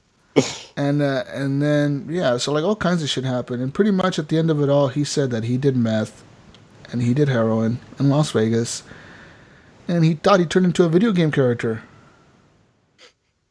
That's what he was. He was like, I was in the video game. All right. Oh, I thought whatever happened in Vegas stays in Vegas. We're not supposed to hear about this shit. Come on. Apparently not. The fucker drove all the way to Arizona high as fuck. I guess what if it bleeds into Arizona, it happens. Bro. Fuck. Yeah. He must have been up for like 12 hours just driving to Arizona. I need to get back home to Utah. God. I guess he probably did some other stuff in there too. So, yeah, that's crazy. In other news, a video game fan who was 21 years old died from cancer just days after achieving his ultimate dream. So it says here, it started all on September 13th on a tweet when this kid, well, he's 21, so he's not a kid, but Chris Taylor from Ontario, Canada, tweeted out saying his last wish before he died from cancer was to play Smash Bros. Ultimate.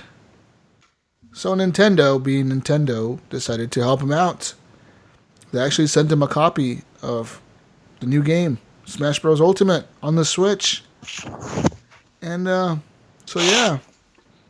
pretty awesome. Play.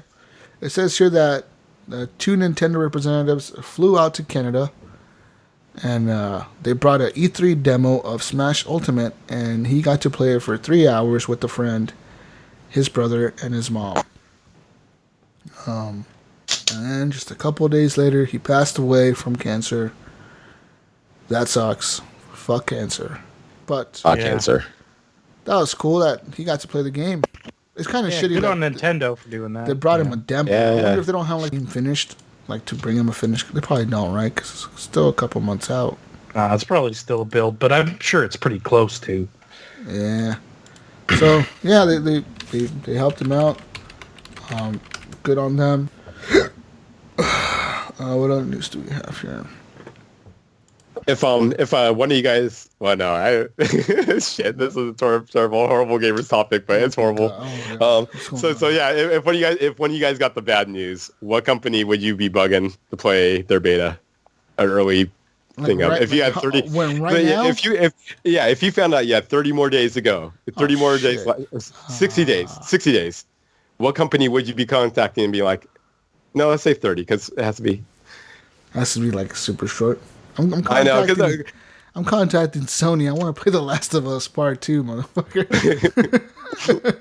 I want to play The Last of Us Part 2. Okay. I don't know. I definitely get my hands on Titanfall 3, like anything they fucking have. And if they say they have shit, then Gears 5. They're like, we don't have Gears 5 either. Like, God damn it, guys. Sorry, Johnathan, you're just going to die wishing you made it. We'll make a trailer for you. Let me down. Make a trailer for you. It's like some low-budget-ass trailer. Fucking Telltale sands up in the sands like, Titanfall 3 coming out in 2020. That's it? It's like it's fucking Star Wars announcement. Shit. Give me a piece of paper. We're working on its way. Oh shit! I want to play The Last of Us 2 if I'm dying in 30 days. Yeah, that's all I'm saying. News. Yeah, and in other news for video games, Mothman Museum and Bethesda is teaming up to unveil Fallout 76 merchandise at the Mothman Festival. So apparently this festival is happening here, and it's going to be the 17th annual Mothman Festival in Point Pleasant. Apparently, Bethesda teamed up with him, and they're going to have special, unique, exclusive, one-of-a-kind Fallout and Elder Scrolls t-shirts and merchandise for people to buy there. Yeah. Get on Bethesda. You want a Fallout 76 shirt? Go to this Mothman festival. I don't know what the fuck it's in. Are they making Pleasant? How does it connect? Yeah, are they making Mothman themed merchandise for it, or are they just coming in with their shit and like, hey, Mothman people? No, apparently it's just like Mothman has something to do with the game, I guess. You know what the Mothman is, right? Yeah. Is that a creature that like supposedly like cursed the town or Pennsylvania or some shit or Philadelphia? Right, and basically like, chimed in with certain people to let them know that certain disasters were going to happen. Yeah, apparently every time like a disaster happens, he's like spotted somewhere near the disaster, and he's like tied to disasters. Warnings. Yeah, around the world or whatever. Like he gives warnings for disasters. Apparently, Fallout, based on a nuclear disaster. I guess has something to do with Mothman. I don't know at that point. Actually, that makes it sound way cooler to me all of a sudden. I wasn't even interested in Fallout 76 until like if there's that's based kind of cool. On a nuclear fallout. You know what I mean? Weird. I don't know. I guess go to the Mothman Festival, people, and get yourself some merchandise from the game. Any Horrible Gamer fans out in that direction? Yeah. Send some photos. Plenty. We got lots of listeners on the East Coast and the West Coast and around the world. In other news, PS4 Pro bundle with Red Dead Redemption 2 is going to be for sale here pretty soon, guys. So you can go get yourself a 1 terabyte 4K ready console with a DualShock 4 controller and Red Dead Redemption 2 for only $399.99. That's right. You guys excited for Red Dead 2? I am, but I'm. It's gonna sound really stupid, but I was kind of a little hesitant after watching some of the I don't know. There's some hunting and skinning rabbits and shit. That's gonna gross me out so bad. That happened a lot. That happened in the last game. I know. So, do you have to do that, or can you go to a store, or can you buy meat and stuff from a butcher? You can. You can always buy it. I think you can always buy it, but at the same time, that's how you make money. If you skin a bear, you could go sell the bear pelt for $100 or something. That's how you buy guns and buy horses. And if I remember from the last game, that's a lot how you bought things and sold things. And I think that's how you crafted ammo pouches and you want to carry more ammo, you have to craft it out of shit. I think. Mm-hmm. I know I hunted a lot in the last game, but I didn't really like the hunting though. It's because every time you killed something and you went to skin it, it forced you to watch the cutscene. You had to sit there and watch him pull out the knife.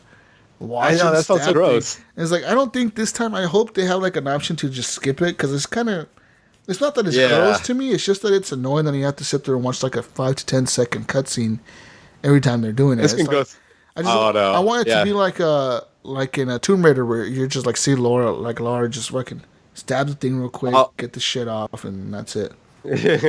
Yeah, I'll have to get you guys' update or feedback on because that part I was oh shit, I don't even know if I can do that.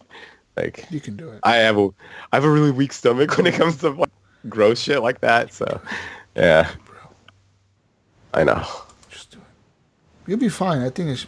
I don't know. I'll just have to cover my eyes for a minute. 30 seconds. One thing you would like to know is that they have horse ball tech in that game. Ball tech. That's pretty awesome. So if it gets really cold, the horse's balls will shrink, and when it gets warm, they'll kind of hang a little bit looser. Just horse ball tech, man. It's important. It is what makes the game. It's important technology we need nowadays. But yeah, I mean, that's it. Yep. And of course, the news you talked about earlier, which was PlayStation's PS Now or whatever, the streaming service. You can download the games to your PS4 now and play them offline. I wonder, does it say how much they're still charging for their service? Because I got it when I first got my PS4, but it was it seemed pretty expensive. It's $20 or $30 a month or something. Yeah, it was crazy. I was what? Let's look up now how much it is. PS Now. I was just about to do that. Yeah, I'll try to look it up. Okay, here, I'll race you guys. I'm going to try to sign up for it right now. PSN Now. It says your official PlayStation Now limited access to 650 plus games. All right, let's see here in PS. Start your free trial. Oh, how much it is?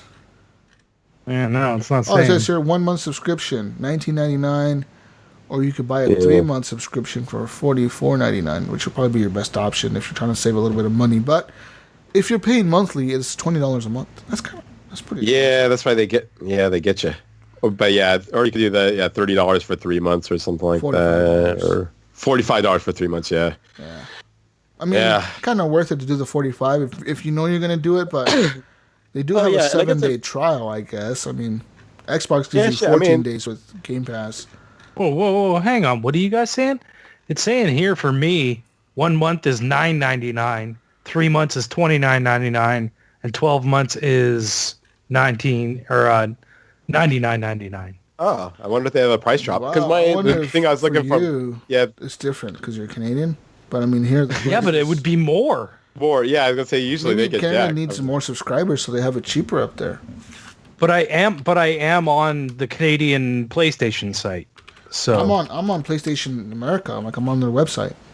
You guys are getting ripped off. Yeah, it says here 1 month subscription, $19.99. It says regardless, it's pretty cool. Like if you're if you're a PlayStation player and not an Xbox player, it's good that you now have something. Because Game Pass has been rad. It's just we're looking at like a comparison, comparing Game Pass kills it, I think, in a comparison. But I mean, let's look at some of the games they have on here. I mean, there's Red Dead Redemption, the original, Oblivion, Fallout New Vegas, Mafia 2. A lot of older games. I mean, the newest ones here are this is the newest editions. It says here XCOM 2, Bloodborne, Sniper Elite 3 Ultimate Edition, Yakuza 5, Elder Scrolls 4 Oblivion, and NBA 2K16 was a horrible game. That's pretty cool, but on Game Pass we're getting fucking Forza 7 on Monday. on Tuesday. And it says here their greatest hits: Fallout 3, Batman Arkham City, Dark Souls 2, Red Dead Redemption, Resident Evil 4, and Street Fighter 4 Ultra. I think I might have bought that one. That's yeah, I mean, I don't think it's really a good. I don't know. I don't think it's a good service. I mean, if you want to play old games, we'll see. If they make it like $20 and stuff, or not $20, so they make it $10 a month, whatever. Yeah. And you can actually PlayStation Now supports PC as well as your PS4. So like, say you don't have a PS4 or a PlayStation and you want to play PlayStation Now, you can do it on your PC. It says here you must have a compatible PC. Let's click on what the compatible is here. Compatible. Let me read you the specs for PS Now's minimum requirements for PS Now on PC. So you need Windows 7, 8.1 or 10, of course. You need a Core i3 2.0 GHz processor, 300 megabytes of available storage, 2 gigs of RAM, and a sound card and a USB port. It says here for optimal performance, the following specs are recommended: Windows 7, 8.1 or 10, 3.5 gigahertz, Intel Core i3 or 3.8 gigahertz, AMD A10 or faster, 300 megabytes of storage or more, 2 gigs of or more of RAM, and a sound card, and a PS controller, obviously, because it has to be a PS controller. You have to have a PlayStation controller, because that's where you need the USB port. That's it. It is compatible with the wireless adapter, though, for PC. Oh, it is? Oh, so there you go. Yeah. I mean, if you want to play these on your PC, you can, people. $20. Oh, that's crazy.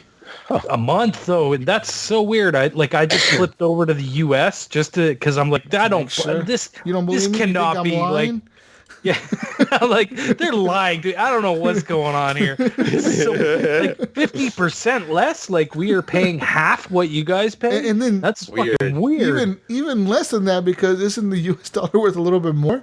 You're paying like a little bit less than that. So like you're paying like $7 US for this shit a month. We're paying 20. It's fucking ridiculous. It's weird. Like, All right, moving to Canada. Move to Canada. Switch your region to Canada on your PlayStation, guys.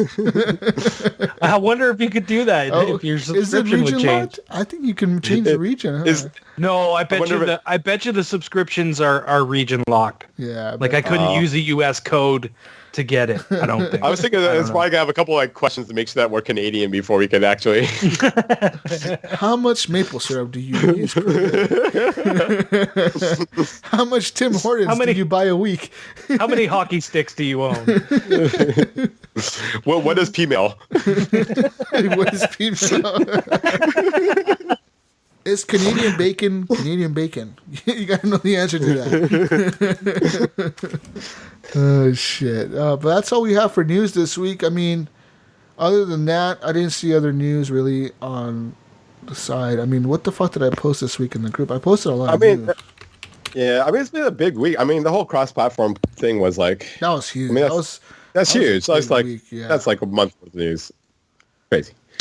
Yeah, that was huge for Sony, and I think obviously Fortnite. I just I would just wonder why so games that are out, it's kind of up to the companies to make them work, but games that are coming out, especially with people being so vocal on like Twitter and Reddit and these days, like it's so like Anthem, how much of a chance do you think that's going to have now as far as being like crossplay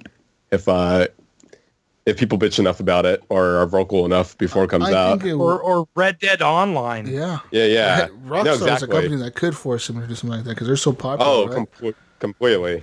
I mean, there's big games coming out, like huge games, and there's going to be a lot of people wanting that. So I guess we're going to see what happens. Yeah. Only the future will tell. Yeah. So besides that, I mean, the Walking Dead news was that. Oh, I got news for VR, guys. I watched that Oculus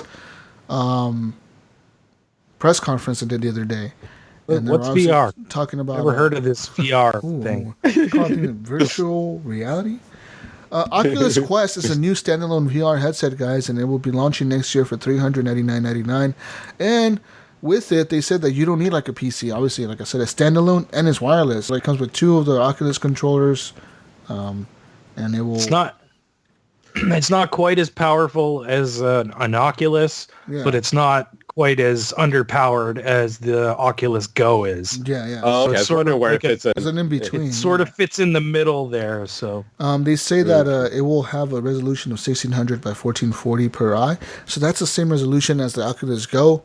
But they say the headset is a little bit more comfortable and lighter, obviously, because it's wireless. And it's just, it seems to be kind of on par with the Oculus Go, just more, somehow they stuck more power in there. They probably have a better processor or whatever in there or something. And now launch, they have 50 titles. They're going to have a launch with an exclusive Star Wars experience for it. Like I think you play as Darth Vader or somebody that's with Darth Vader doing something in his castle. So there's that. But yeah, Oculus, guys, if you're interested in VR, $400 starting now. Still not interested. I mean, standalone, they're getting a little bit closer there. They're getting closer to the. I'd rather use the power of my PC. Like, well, you have a PC, but a lot of people don't have a gaming PC, and they might opt for this. Yeah. No, I get it. It's just VR is still not there for me. It's they're saying that they're now also partnering with different sports venues, like different arenas or whatever, for different events. So like you can watch boxing ringside, you can watch basketball ringside.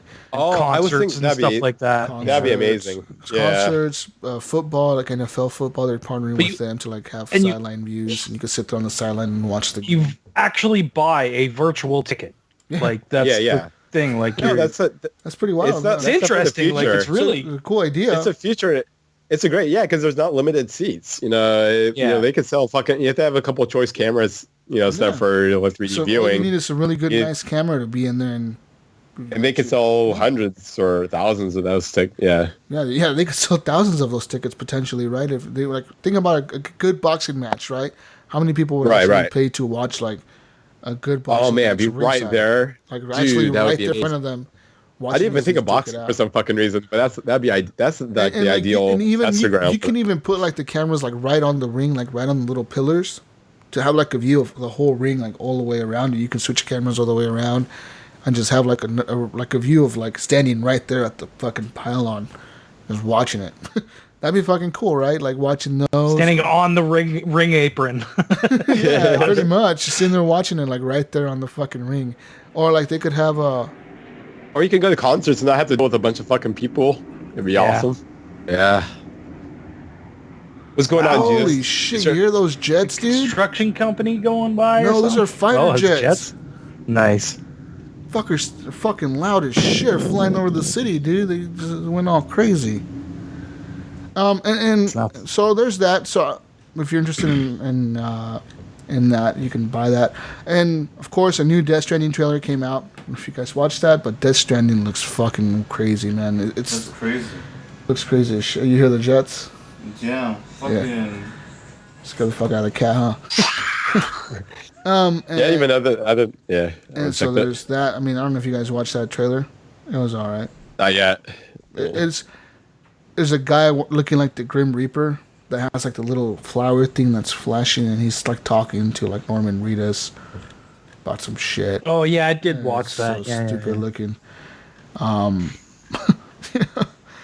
the PlayStation with Games Plus or whatever Games with Plus, I guess is what it's called. I don't know what the fuck it's called. Free games lineup for PS Plus members is Laser League and Friday the 13th for October. So Friday the 13th game, if you don't own it on Xbox or anything else, you can play it for free on PlayStation if you have PS Plus.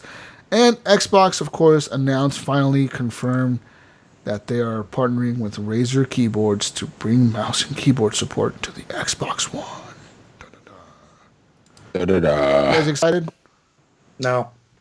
Warframe is the first game that will have it next month. Yeah.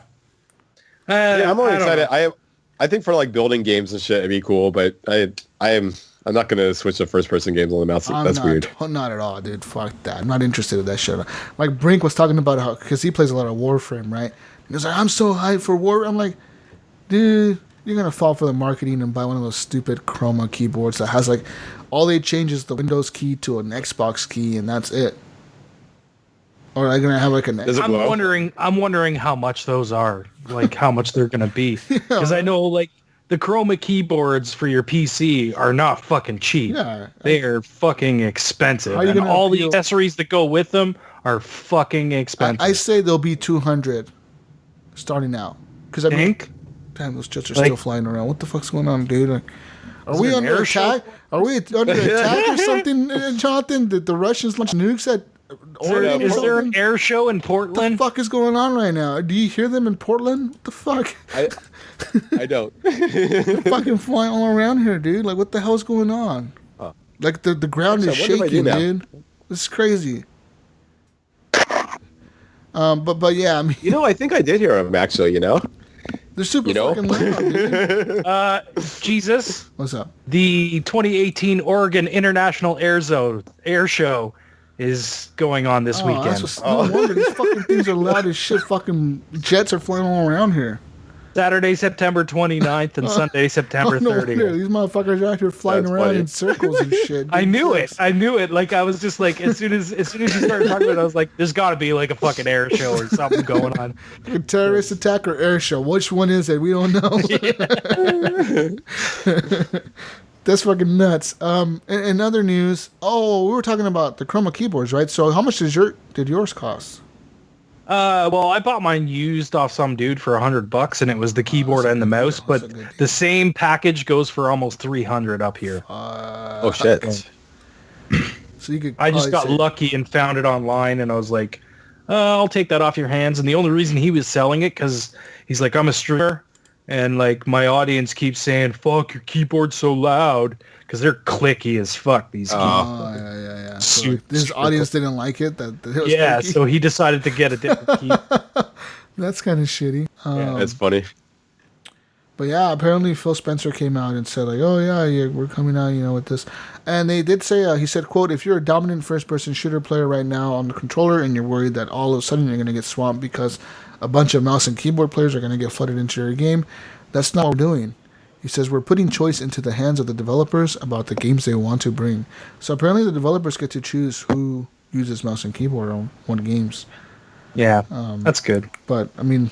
So you know who to bitch to whenever it goes wrong? They don't, don't bitch at us, guys. We just give you the option. We're just giving you guys options. That's all we're doing. We're not making people make this shit happen. Jonathan, did you just eat a gummy? No, I ate a cough drop. Oh, okay. Yeah. Instead you're eating infused gummy bears. No, I was hoping this could be like because since you guys had the drunk as fuck episode, I was like, well, man, I want to be high as fuck. But I've been sick, so now I'm medicated as fuck. So I'm just like Dayquil and fucking cough drops. It's great. The last piece of news I have, last one. XO18, introduced by Microsoft, is a global celebration of all things Xbox, happening November 10th and 11th in Mexico City. It says here, join us for XO18, a global celebration of all things Xbox. It says XO18 is for Xbox fans, where people can watch online for news, first looks, and surprises on the largest live Inside Xbox episode ever. Stay tuned on Mixer throughout the weekend for additional news. It says coverage streams on Mixer from November 10th to 11th. Fucking jets are flying all around here. Isn't like the air show like in It's going on right now, dude. Like it's going on. Is it like is it located in my city or something? Where the fuck is the show located? It's never in this town. Like just look at your window and look up. I know, pretty much I can see the air show for free from my window. This is ridiculous. God, man. Hillsboro Airport. Hillsboro. Yeah, that's right between me and Jesus. Yeah, so it's like in between here. So jets flying around here. Why are they flying all the way over here for that shit? Come on, guys, fly over there. Because they don't want we're not getting bugged over here. Like, we don't want to mess with Portland people. Yeah, because it started at 12 o'clock, Jesus, and it ends at 5. Oh, I got here jets for 5 hours. Oh, it says flying concludes at 4:45. Gates close at 5. So less than 5 hours. But yeah, November 10th and 11th, 2018, it will start at 3 p.m. DFCT. What the fuck is DFCT? Is that like the time in Mexico City? I don't think so. They're on Eastern. DFTC. Well, it's pending. Mexico City. DFCT or Mexico DF is what it's called. I mean, was it that DF time? Yeah. I don't know. Down the time zone? Down the They got their own fucking time zone down there? I do not know what's going on, guys. Anyways, Central Time or whatever. What is it? DFCT? Yeah, DF/CT. What the fuck does that mean? DFCT? FCT? DFCT, Wire Cutting DFCT. Company. If I see anything, What does really, DFCT stand for? DF time zones in Mexico, yeah. Oh, okay, there you go. Yeah. It says DF. So CDT is Central Daylight Time, which is Mexico City at this time. Okay. But by then we're gonna switch off to like a different time, right? Because I don't know. don't we switch times like sometime next month or this month or something? Oh yeah.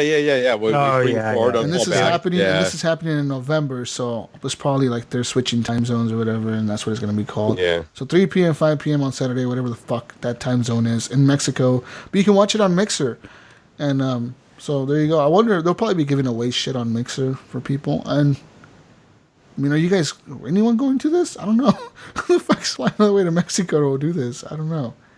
And this comes in the heels of Sony. They just announced no PS experience this year. Yeah. So, no PS. It was so quiet. Yeah, like they just decided. You gotta edit in some crickets there, Jesus. I mean, what the fuck, guys? Like, I wonder why they did that. Like, no PSX. That's weird. You know, they've done it for the last 2 years now, 2-3 years. And They probably don't. They probably don't have any. They probably don't have anything to Show announce. more Last of Us. Yeah, but they're probably not ready. Maybe this costs a bunch, and everybody just makes fun of them for it. So that stupid. And now Xbox is doing it instead. Xbox is doing it in a whole I just find it's weird that they went to Mexico City for this. You know, it's like there's a fuck ton of people down there. North America. In Mexico, Xbox is the dominant, one of the dominant platforms. I think. I mean, lots of family and shit down there have Xbox. I know they've actually done it in Toronto before. I didn't get to go to it, but I know like 2006 or 2005 or something like that. They did one in Toronto. Toronto. They're doing that there. North of the border. What the fuck was I gonna say? Actually, Xbox, the original one, was manufactured in Mexico, dude. Like they would assemble it down there. So it wasn't made in China or wherever the fuck this new one is made. But that's all I have for news. No more news. Forza Horizon 4 coming to Game Pass this week. If you bought the Super Ultimate Edition, you're playing it now, probably. So, yeah. That's all. That's it. Time for questions. Questions, anybody? Questions? Well, there weren't very many. We only had a couple. And one of them's from Johnathan. Hey, guys. Community questions, I guess. Let's go on. You can leave questions in the Facebook group, Horrible Gamers Podcast community, and all that. Oh, wait. There is more. There is more. Yeah. I was going to say, there's a couple on the Facebook that just happened since we've been on. Or you can email us feedback at We got you, John Jerome. Go ahead and read that. Questions. We want me? Okay. Anyone. Okay. Hey, I'm gonna try getting the voice of Jonathan Hall on this one. Here we go. If you get loaded into a PvP match in progress, do you prefer being loaded into the winning team or the losing team? And you sounded just like Johnathan. Yeah, I know. That's a really deep question.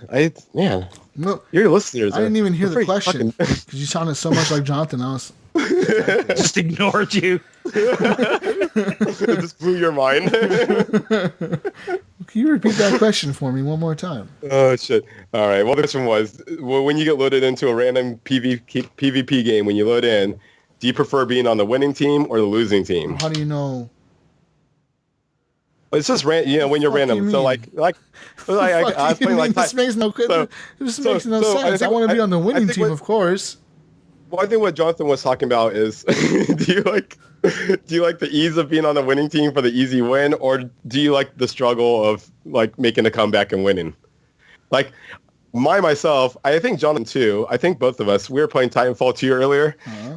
We got loaded into a game, and we were on the obvious winning team, and it just made it really boring. I'm like, man, this sucks. When you just keep winning and dominating the other team over and over and over. Or you come you pop into a team and you're like filling a person who left or whatever, but your team is up by like 4 times the amount of the other players, like the other team, and you're like, oh yeah. Oh well, I don't really mind it. I mean, that's cool. I want to win. Everyone wants to win. So being on the winning team is being win, bro. It's like you're asking Tom Brady, do you want to be on the fucking Patriots winning the championship every year, or do you not want to be on the Patriots? What the fuck you think he's going to say? I know. I know back in the day on Gears of War, if I got on the winning, if I was put on the winning team, I would actually like keep a team kill your teammates and just like not win or something. No, I would basically notate the other team who the players were. I quit out of the match and then join that team and then try to come back. Fucking sabotaging you, leaving your teammates, and that's I would go for the losing team always on Gears. Yeah, it's called betrayal. Jonathan, you heard of this thing called betraying people? It's fucking easy wins. Sticking up for the little dude. And anyways, I haven't really had that feeling until like this morning when I was playing this one game. I was like, fuck this. I don't want to be on this team. I want to be coming back. Really mind. Anyways. Either one. Doesn't really matter. As long as I'm having fun. Yeah. But losing over and over is not very fun. No. In games like Battlefield and Call of Duty, if you just keep losing over and over and over, or even Halo, if you just keep getting destroyed, it fucking sucks, man. It does. It blows. It's not fun. Next question. Okay. All right. Brian Tulp Jr. says, are you pissed we don't have flying cars yet? What is your favorite plane? I'm scared of the fact of people having planes. If people were having flying cars, okay, if I'm driving my flying car to work, and so I'm like, 400 meters above the air or whatever, or above the ground, and my engine dies, what the fuck is going to happen to me? You're gonna Land. crash. Unless I hope they have like precautions, like does a little parachute pop out? Do I have? Yeah. No, you glide that thing into a fucking safe place and land it. I mean, Okay. technically, Brian, we do have flying cars. They're called airplanes. Yeah. Oh. Boosh! Mind blown. We do actually, yeah. That's a good point there. Right? But besides that, I think there are also the more conventional car to airplanes. I listened to some podcasts about that, and yeah, I think actually that I heard that there's like 11 of them in existence. They're just fucking expensive right now. What, flying cars? Yeah, you flying can cars. actually, like flying, but they take off more like a helicopter than like a plane. Yeah, it lifts into the air kind of thing. Yeah, it's a helicopter. It's a flying car. It's a car, but it takes off like a helicopter. But it said that you could land straight vertical Yeah, instead you of don't having fucking to go down the catch street a wind. 100 miles an hour on the freeway and deploy your fucking wings and take off. You don't do that shit. Okay, you guys told me. I want a flying car now. Fuck this traffic. I'm just going to deploy my wings right here and take off. Yeah, man.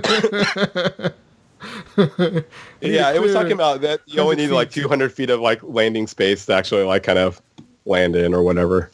Yeah. I mean, I kind of like, I grew up with like small aircrafts in my family, so it was like, you know, like that is a flying car to me. You know what I mean? Like my dad, when he was with us still, he had a Cub on floats that he just parked in his backyard because he lived on a lake. So he just landed in the lake and parked his plane right in the backyard. So it was pretty much like having a car, man. You know, like it was like you just hop Grab in and groceries. go. And my childhood, like, I've always had planes in my life. So I don't know. I guess my answer to what's my favorite plane? I guess it would be like a Cessna 150 because that's my dad. The first plane I can remember that my dad owned was a Cessna 150. Little 2-seater, little engine in it. Like, that's what I learned. I learned how to fly on that thing. You know, my dad taught me because he was always like, yeah, you know, what if I have a heart attack or what if something happens to me and you're up here with me? You need to know what to do, right? So he taught me how to. Freak the fuck out. Well, you know what? Cry all the way till we crash. Like he always taught me. He was like, you know, I'll try and teach you everything, but remember, if anything happens, all you have to do is call the tower, and they will tell you what to do. Like they will tell you exactly like how to fly the plane. Yeah. Yeah. Like if you don't remember, say, hey, you know, you're coming in for a landing. Put your flaps down. You know, this, that, the other. Your throttle needs to be at 25%, and you know, stuff like that. Yeah. My favorite plane. I don't know, man. I don't know what my favorite plane would be. Probably. I really think that the Dreamliner that the Boeing has is fucking cool as shit. Have you seen that plane? That huge motherfucking Dreamliner? It's only flown by like 1 or 2 airlines right now. I think it's like Qatar Airlines owns some of them. And they only use them for international flights, but they're fucking sick. They're like huge. It's just like a mega fucking plane. You're talking like commercial Yeah, that's like a fucking mega airplane. There's little planes though. I mean, the B-1 stealth bomber is pretty fucking cool. Oh, that's what I was gonna say. That was actually, I don't know very many planes, but that's the one that thing's fucking cool looking. The Spruce Goose, the one we have in the museum over here, is fucking pretty cool. The fuck was the name of the Johnathan? You might remember this. What the fuck was the name of the plane in Tailspins? Oh shit! I mean, yeah. No, that's DuckTales. Yeah, DuckTales. But yeah. Tells. How does the thing song go on that one again? Plane? I don't remember. Yeah, no. It has like the props. It was really cool. Engines, right? I did like that plane. Yeah, I don't remember the name of it. It was like one of my favorite cartoons as a kid. Isn't that the same plane that what's that movie with the little rich kid?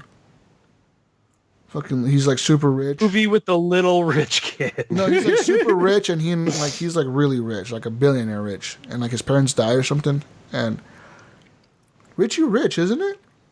Yeah. Okay. Didn't his parents die in a plane like that? They crashed a plane or Probably. something? Oh no, I guess I'm fucking what's that guy who's versus Evil Dead? Who's the Evil Dead dude? Why am I spacing his name? Bruce Campbell? Bruce Campbell. Yeah, I guess he actually has a fucking plane up here that he turned in like it's for the past like 20 years he's been working on this plane that just has parts somewhere that he turned into like a living facility. So he just lives in that big old fucking You're talking plane. about that plane that's in the forest here in Oregon? Yeah. And then The big ass 747 is like an airline plane, and he has it in the middle of the forest just parked there. My buddies went there like... Yeah, they went there like they've been throwing parties out of it, and he went there, and they've been throwing parties out of it lately. They took that's Bruce Campbell's. And it's just in the middle of like a little legit. You can just hike there, and there's a fucking plane in the middle of the forest, and the fucker lives in it. And you just take pictures of the fucking big ass plane, dude, in the middle of the forest, wings and everything, just sitting there. I'll watch Tailspins now. I know. Yeah. I've been watching Animaniacs on Hulu. Oh, I love that show. It's a good show. Animaniacs. That They Might Be Giants episode was so good. I started watching it because they have like the entire series, the whole series on Hulu. I started watching episode 1 and like, holy shit, a lot of the shit they say and do in that episode would never fly in today's Hello, nurse. You know what I mean? Like the hot nurse and shit. Yeah, like all that shit would not fly these days, dude, at all. Oh man, they're fucking funny though. Speaking of brain was always good shit. But yeah, next question. Oh wait, yeah, favorite plane, Dreamliner plane. I want to fly in that plane. I need money though, guys. I need lots of Patreon money so I can afford a first class ticket. That's where it's really cool. The rest of the plane is kind of cool, but I mean that's the coolest part of the plane is the first class section, of course. All right, so if you guys can all start contributing, so Jesus can get himself a leisure liner. There you go. I need like how much does a plane like that cost? Where are you gonna go, Jesus? You can't leave the country. I don't want to fly somewhere. I'll fly it in circles around the country. He's gonna fly with an air show next fucking year. This time, I'm gonna fly big ass Dreamliner. I'm gonna fly the fucking Hillsborough. There you go. The worst plane I've ever flown in, though, guys. Jesus is gonna fucking mistakenly fly over the Canadian border and get shot down. Shot down by Canada. And, you know, like the worst. The Mounties are gonna be chasing you on their horses. Big ass airplane Mounties chasing behind me, and on their mooses. I thought. Don't you guys have like rockets like attached to this now or something like that? Like your Air Force division? There was one time I flew to DC, and when I was flying, because we flew from here to Texas and then to DC, it was kind of a weird fucking flight. But flying here to Texas, we flew on a tiny ass, like, tiny jet, dude. Like, that thing was so small. Like, it was tiny as fuck. It was like almost a private jet, like the size of a private jet. Yeah. Fuck that, dude. I'd never want to fly on a plane like that again, ever in my life. Dude, try flying it like the Cessna 150, man. It's crazy. That thing is scary as shit, dude. Like, fucker, you know, on the airliner, it takes off. Sometimes there's turbulence and shit. Like, it's fine. Yeah. Like, you feel it a little bit. You're like, oh, I'm pretty confident the pilot knows what the fuck he's doing, and this plane is not going to fall out of the sky. You find a little tiny fucking jet, dude. That fucking thing takes off, and they're flying, like, at 50,000 feet or some shit. Like, they fly a little bit higher or lower than the other planes for some reason. And the fucking, we hit turbulence, dude. That fucking thing dropped like 20 feet. I swear, it dropped like 20 fucking feet in the middle of the air. Just, and the pilot's like, ladies and gentlemen, please fasten your seatbelts. Don't worry, we're just hitting a little bit of turbulence out here. Dude, I thought we were going to fucking die, man. I was like, oh. Dude, you think that's bad? Okay. My dad's Cessna 150, we were flying into Toronto Island Airport, and we were coming in for a landing. And there's a lot of like bigger jets that go into Toronto Island. It's like it's not the huge airport, but it's a mid-size. It's a smaller one, a mid-size, but there's still a lot of jets. We got caught in the engine backwash as we were coming in, and the whole plane tipped sideways when we were maybe 50, 60 feet above the ground. Oh, shit. And the plane, we just got caught in the wash, and it was just like, whoa! Totally turned us sideways. Fuck. And like Dad knew it was like he knew what to do, so we ended up landing fine. But you know what I mean, like things like that can just fucking throw you for a loop, and that's in a little 2-seater plane. That'd Like be scary as shit, dude. Yeah, it's pretty crazy, and you're that small that the wash from the engine it'll just throw you You'd around. be surprised how think about that huge airliner, like a big ass 747, could sometimes get hit with turbulence pretty bad, and it gets kind of scary. Yeah.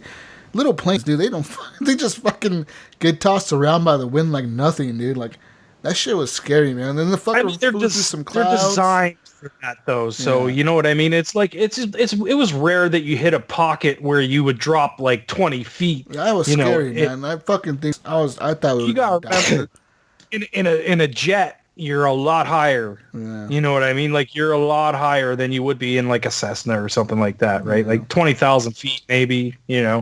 Is probably about the max you're gonna get. So that was scary, man. I remember that, and that was probably the worst experience I ever had. And then also the plane was kind of like it was too small, man. You can like literally you stood up and you were like touching the ceiling. Mm-hmm. You went to the restroom, like you stood up in a little tiny aisle, and it was like you're touching the ceiling of the fucking plane. Like it was kind of weird. Yeah, I've been on one of those just for it was only for a half hour, but you flew from fucking Oregon to Texas in that? Or was it from DC 3 hours in that little fucking tiny thing, man. Yeah, that's insane. I didn't know they could last so long up there. Yeah, it was like, insane. It was a long flight, and we flew all the way to Texas from Portland, so it was fucking long. And then when we got into Texas, we got into like a regular plane. It felt so comfortable in those, even though the crammed seats, it felt so comfortable compared to that little fucking jet, dude. I was like, fuck that jet. But, guys, what's the next question? Too much plane talk. That was question 2. Next question. Clint says, where is Gunny? I think we already talked about that. He died. Yeah, pussy. Next question. Danelle Mech. Oh, I don't know. Gillian Gain, but that's nailed a weird one. You guys want to try your hand at that one? McGilly on Yang. I could do this. Donald McGilly. That's how you say his name. Okay. That's Danny. It's a zombie apocalypse. You pick 3 people to help you in our gaming chat Alan made. Who do you pick and why for each one? So there's a chat that's going on Facebook Messenger with I've been in there I don't know how long, but like Alan's in there, David Snyder, Mirza. Was this the Destiny chat? It was the Destiny chat. Now it's just like a gaming friends chat. We just bullshit in there like all day long. Pretty much we just bullshit. That's all we do is post memes and talk shit about PUBG and FIFA. Because that's all they fucking play in there. But I would pick in there. Fuck, man. I want to pick David Snyder because he seems like I need an American and a true American. Fuck yeah. That speaks all redneckish and shit. Like I need David Snyder on my team just in case. And 2 more people, right? So I need 3 people. I can pick 3. I might take Alan maybe. That motherfucker's kind of crazy.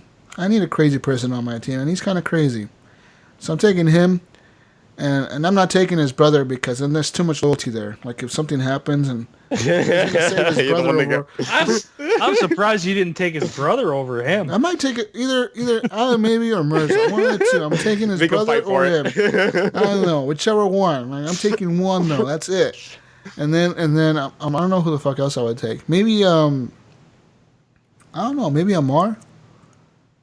Amar Zubazic. Taking him. He's from Bosnia. I don't know. They're just kind of cool. I don't know where Alan is from. I think Alan's from Bosnia too. I don't know where the fuck Alan is from. He's from somewhere. He understands Bosnian. Does it mean he's Bosnian? I don't know. Because he watches soccer. I don't know where he's from. I think he's like in Florida or something, isn't he? Isn't there Anthony like in Missouri? St. Louis But or he's got something? he's got like a Frenchy accent too. He Like, does. I don't know. Where are you from, Alan? Yeah, Alan. Fucking mystery. Why don't we know where you're from, Alan? What are you Alan, hiding? why are you hiding this from us? I think even the other day he brought that up because I was talking shit to him, but he was like, I said something about you people or something, just fucking around, right? And he's like, yeah, you don't know where I'm from. That's why you say you people. I'm like, yeah, you got a point. I don't know where the fuck you're from. So yeah, I don't know where the fuck he's from. He's from somewhere. But yeah, Who cares? Why does it matter? It doesn't matter. I'm taking those people on my team. Why not? They're cool people. And I don't really know about. I'm not in that chat, so I don't know. Yeah. I'll take the same people as Jesus. That's right. And why? I mean, like I said, David Standard is in there because he's American, true American, and he says y'all and shit like that. And I need a person that talks like that on my team because we run into some crazy redneck Americans that survived the apocalypse, and we got to join their community. Like, I'm sending David up there to talk to them first. Oh yeah, it's a translator. Yeah, bro. Get up there and talk to them. What are they saying to me? Oh, good point. Y'all. I didn't even think of that. They're saying hello. Yeah, they're just being friendly, guys. All right, should we get on to the next question? Next question. John Jerome asks, you were on death row. What do you order for your last meal? So I thought about this plenty of times. Not because I might end up on death row one day, but just I thought about this. Because I've seen some of those shows where people are on death row and like what they order and how how they're treated the day before they die and all that shit. I don't know what I would actually I know what I would order. I would order a nice steak. Pizza. Yeah. I want a nice prime rib, like a nice Prime rib. Prime rib, yeah. A nice steak. I want with my steak a nice. I want a dinner roll. I want some. I want some mac and cheese. Why not mac and cheese? And I want some mashed potatoes with gravy. Mm-hmm. I kind of want like a basic American dinner. I want some corn. Steak and potatoes. Yeah, maybe some potato or fuck the corn. I mean, maybe a little bit of corn on the side there. Corn on the cob. Man, Give me corn on the cob. Yeah. Nice. Here we go. So for me, I'm going steak as well, Jesus, fuck because yeah, fuck steak. it right. If I'm going out, I'm taking a steak. And a baked potato, fully loaded baked potato. Sounds good. Fuck yeah. And then maybe some corn. Something that just tops it off there, like just whatever. Yeah. And like if I wanted a dessert with that, I'd take like a cheesecake or an apple pie. Take a cheesecake? Cheesecake or apple pie. One of the two. Fuck that, man. I'd have like double chocolate cake, man. I love cheesecake. Chocolate sounds pretty Just good. give me some If I'm goddamn dying, I chocolate don't know. before I die. Cheesecake or apple pie, man. I'm going with a Or sushi pizza chocolate with some pineapple on it. Chocolate cheesecake. What are you doing? What are you doing, Jonathan? I was going with I want sushi pizza with pineapple on it. Sushi? Did you say sushi pizza? Sushi pizza with pineapple. Oh my! I'll be on you if it was just for it. pizza. But sushi pizza with pineapple, bro? Like, how the fuck are you even gonna eat that? You seen those photos? That looks fucking good. That looks so disgusting. I'm not eating pizza with worms in my shit, especially cold and. There's no worms in it, Jesus. There's worms in sushi. I've seen too many videos. I'll eat worms in steak. I've seen way more. I've seen more worms in in steak sushi than anything else in the world. Look it up. Whatever. Look it up on YouTube. I'm not looking at worms in sushi. That's gonna be gross. I can't take it. Sushi worms. I have a weak stomach. Never eat They're sushi. like crawling out of there like all wiggly and shit, little white worms. Fuck that, dude. No way. You guys are gonna make. You guys are. I guess if you're dying, you might as well eat worms. Who gives a shit? But still, though, What if you want something better? What if they have a stay on your execution or something? You don't die, and then you got parasites all in your body, eating your stomach and shit. Fuck that. All right, guys. And a beer. And a beer. Another question. Okay. It says HGP suddenly blows up, and it's the most popular podcast on Earth. What celebrity would you allow to be a co-host? Celebrity. I thought I already blew up, and I thought I was your celebrity. What's going on? What celebrity do we allow on the show? I don't know, man. I don't know about celebrity, but I mean, I would think more like podcasting people. I'd like to have like Cheapy D or something on. Fuck yeah, I'd get Cheapy D on here to bullshit with him. Yeah. He sounds like a cool guy to fuck with. Yeah. Cheapy and Wombat. Yeah. Actually, the whole CAG crew. Yeah, fuck it, all of them. Yeah, bring them Love all to have on. them on. They're cool guys, yeah. Yeah, probably another podcaster like that. Yeah, I would, because celebrities don't seem to play video games. Like, what the You guys don't want to talk video games with Schwarzenegger or something like that? Do you think he really plays video games? All he plays is that fucking Mobile Strike. Plays his, stupid phone game. Mobile Strike. That's all he plays because he's on the commercials for that. You guys play shit. Mobile Strike? Can we talk Mobile Strike? Mobile Strike. Download Wait. now. I'll be back. I'll be back. I'll be back. Oh, I am a strong yeah, it'd be man. awesome if you guys. Yeah, you guys Get to the chopper. Play Mobile Strike and get to the chopper. That's pretty much all you'd say. Melina! What the fuck else? I don't know. I don't know who I would have on here. Some young celebrity that plays video games. I don't know any of them who play video games. Like Aaron Paul or something? Somebody on Hollywood has to play video games, right? Yeah, I mean, there's those. Yeah. I just don't pay attention to celebrities that much to... Wanted to know which one actually does shit like that. That Asian kid from Silicon Valley is fucking funny. Iams Can't remember his name. Iams wouldn't know who. Yeah. His girlfriend. Yeah, or some kind of streamer. I don't know, what's a famous streamer? I get Dr. Disrespect on here. I'll get him to come on the show. Invite him on with the stupid outfit. Interrogate him about whether it was actually real what happened between him. All that shit. We gotta interrogate him. Yeah. I think it was all bullshit. I think it was all made up. I think Like, you just see what's to going make- on now with him? Like, apparently now No. he's getting drive-by at his house. Like, people are my coworker was shooting talking his about house that. up. Fucking. And, like, he'll be streaming, and all of a sudden you'll hear, like, gunshots in the background, and people are apparently driving by his house and shooting at him, at his house. Well, not at him, but at his house. Yeah. And they do it, That's like, often. Like, fine. often.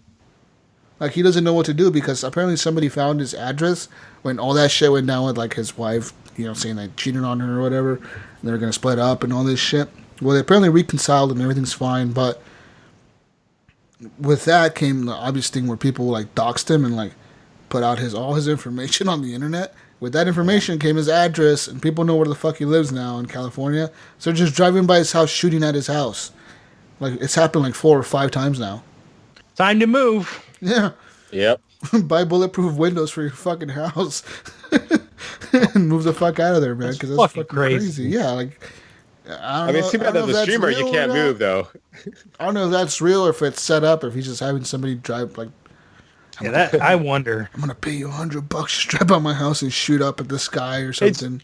Wait, Jesus. Are you paying Gunny to fly above your house in the jet right now? Is that what's going on? Gunny's in the sky just flying circles. Circles. I got so much stuff going on over here. All the jets. I can see Gunny in a fucking fighter jet outfit, like the fucking jumpsuit and a big helmet on. Totally. All right, boys, I'm gonna fly over Fucking Jesus' aviator house, right? sunglasses and a Totally, mustache. dude, totally, just like Captain Gunny here, flying over the houses, just he's fucking flying around. Goose.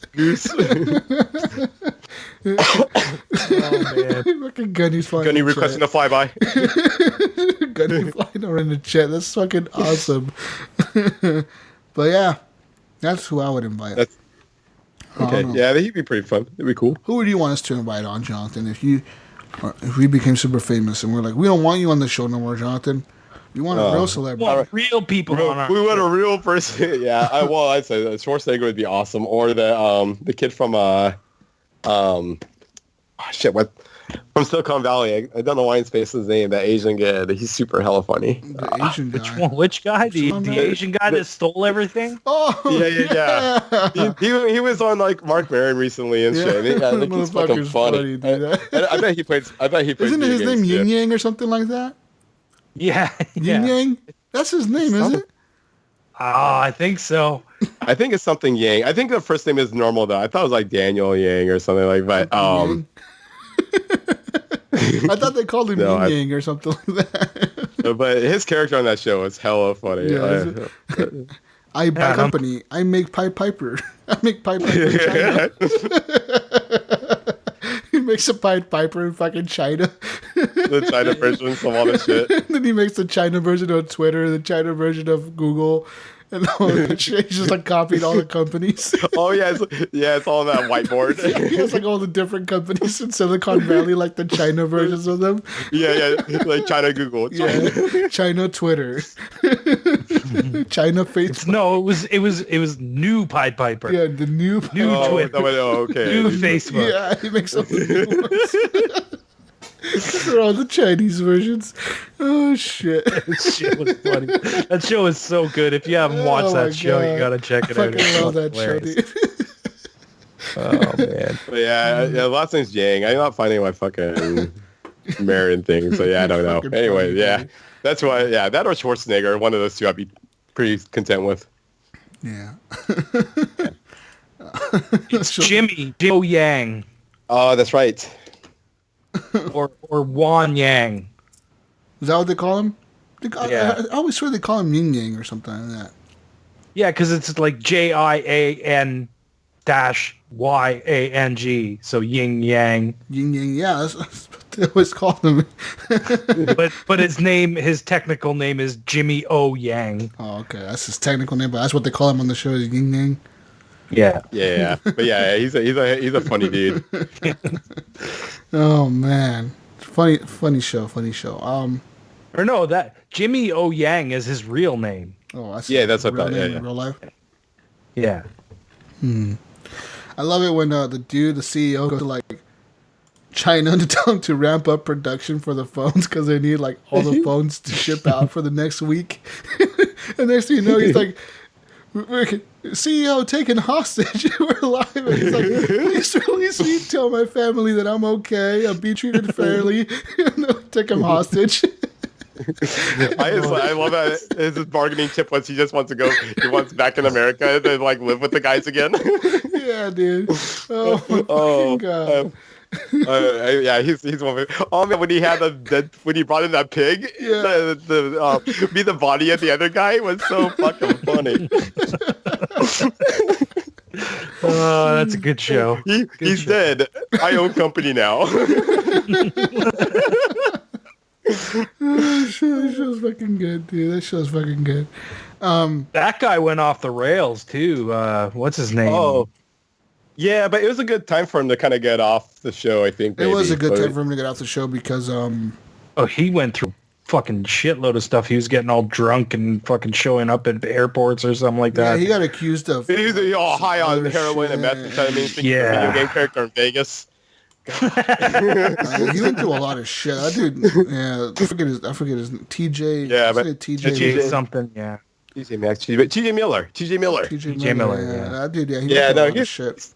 He's fucking funny. Even his earlier comedy, he seemed like he seemed like a mess, but it was cool. Yeah. He was a good character though for that dude that he played. Oh yeah. My incubator. Buck Vanity. Do you know they actually made a website for that? Like you can find that backmanity.com or something like that, and it shows a picture of him in Big Head. And it's like, we're investors of the future. It's like a whole website, like a legit website, dude. Big Head is my other favorite character in that show. Yeah, it's like everything just fucking falls in his lap. I know. He just like got $20 million from Huli just for like being, just for betraying Pied Piper or whatever, just for working there for like 3 months. His job, he just shows up and does absolutely he sits on nothing. the roof. Yeah. Just gets paid to sit on the roof of the building and drink and smoke weed. Oh shit! I fucking love that show, dude. Oh man. Yeah, it's a good show. Anyways, I think we're done with our show, guys.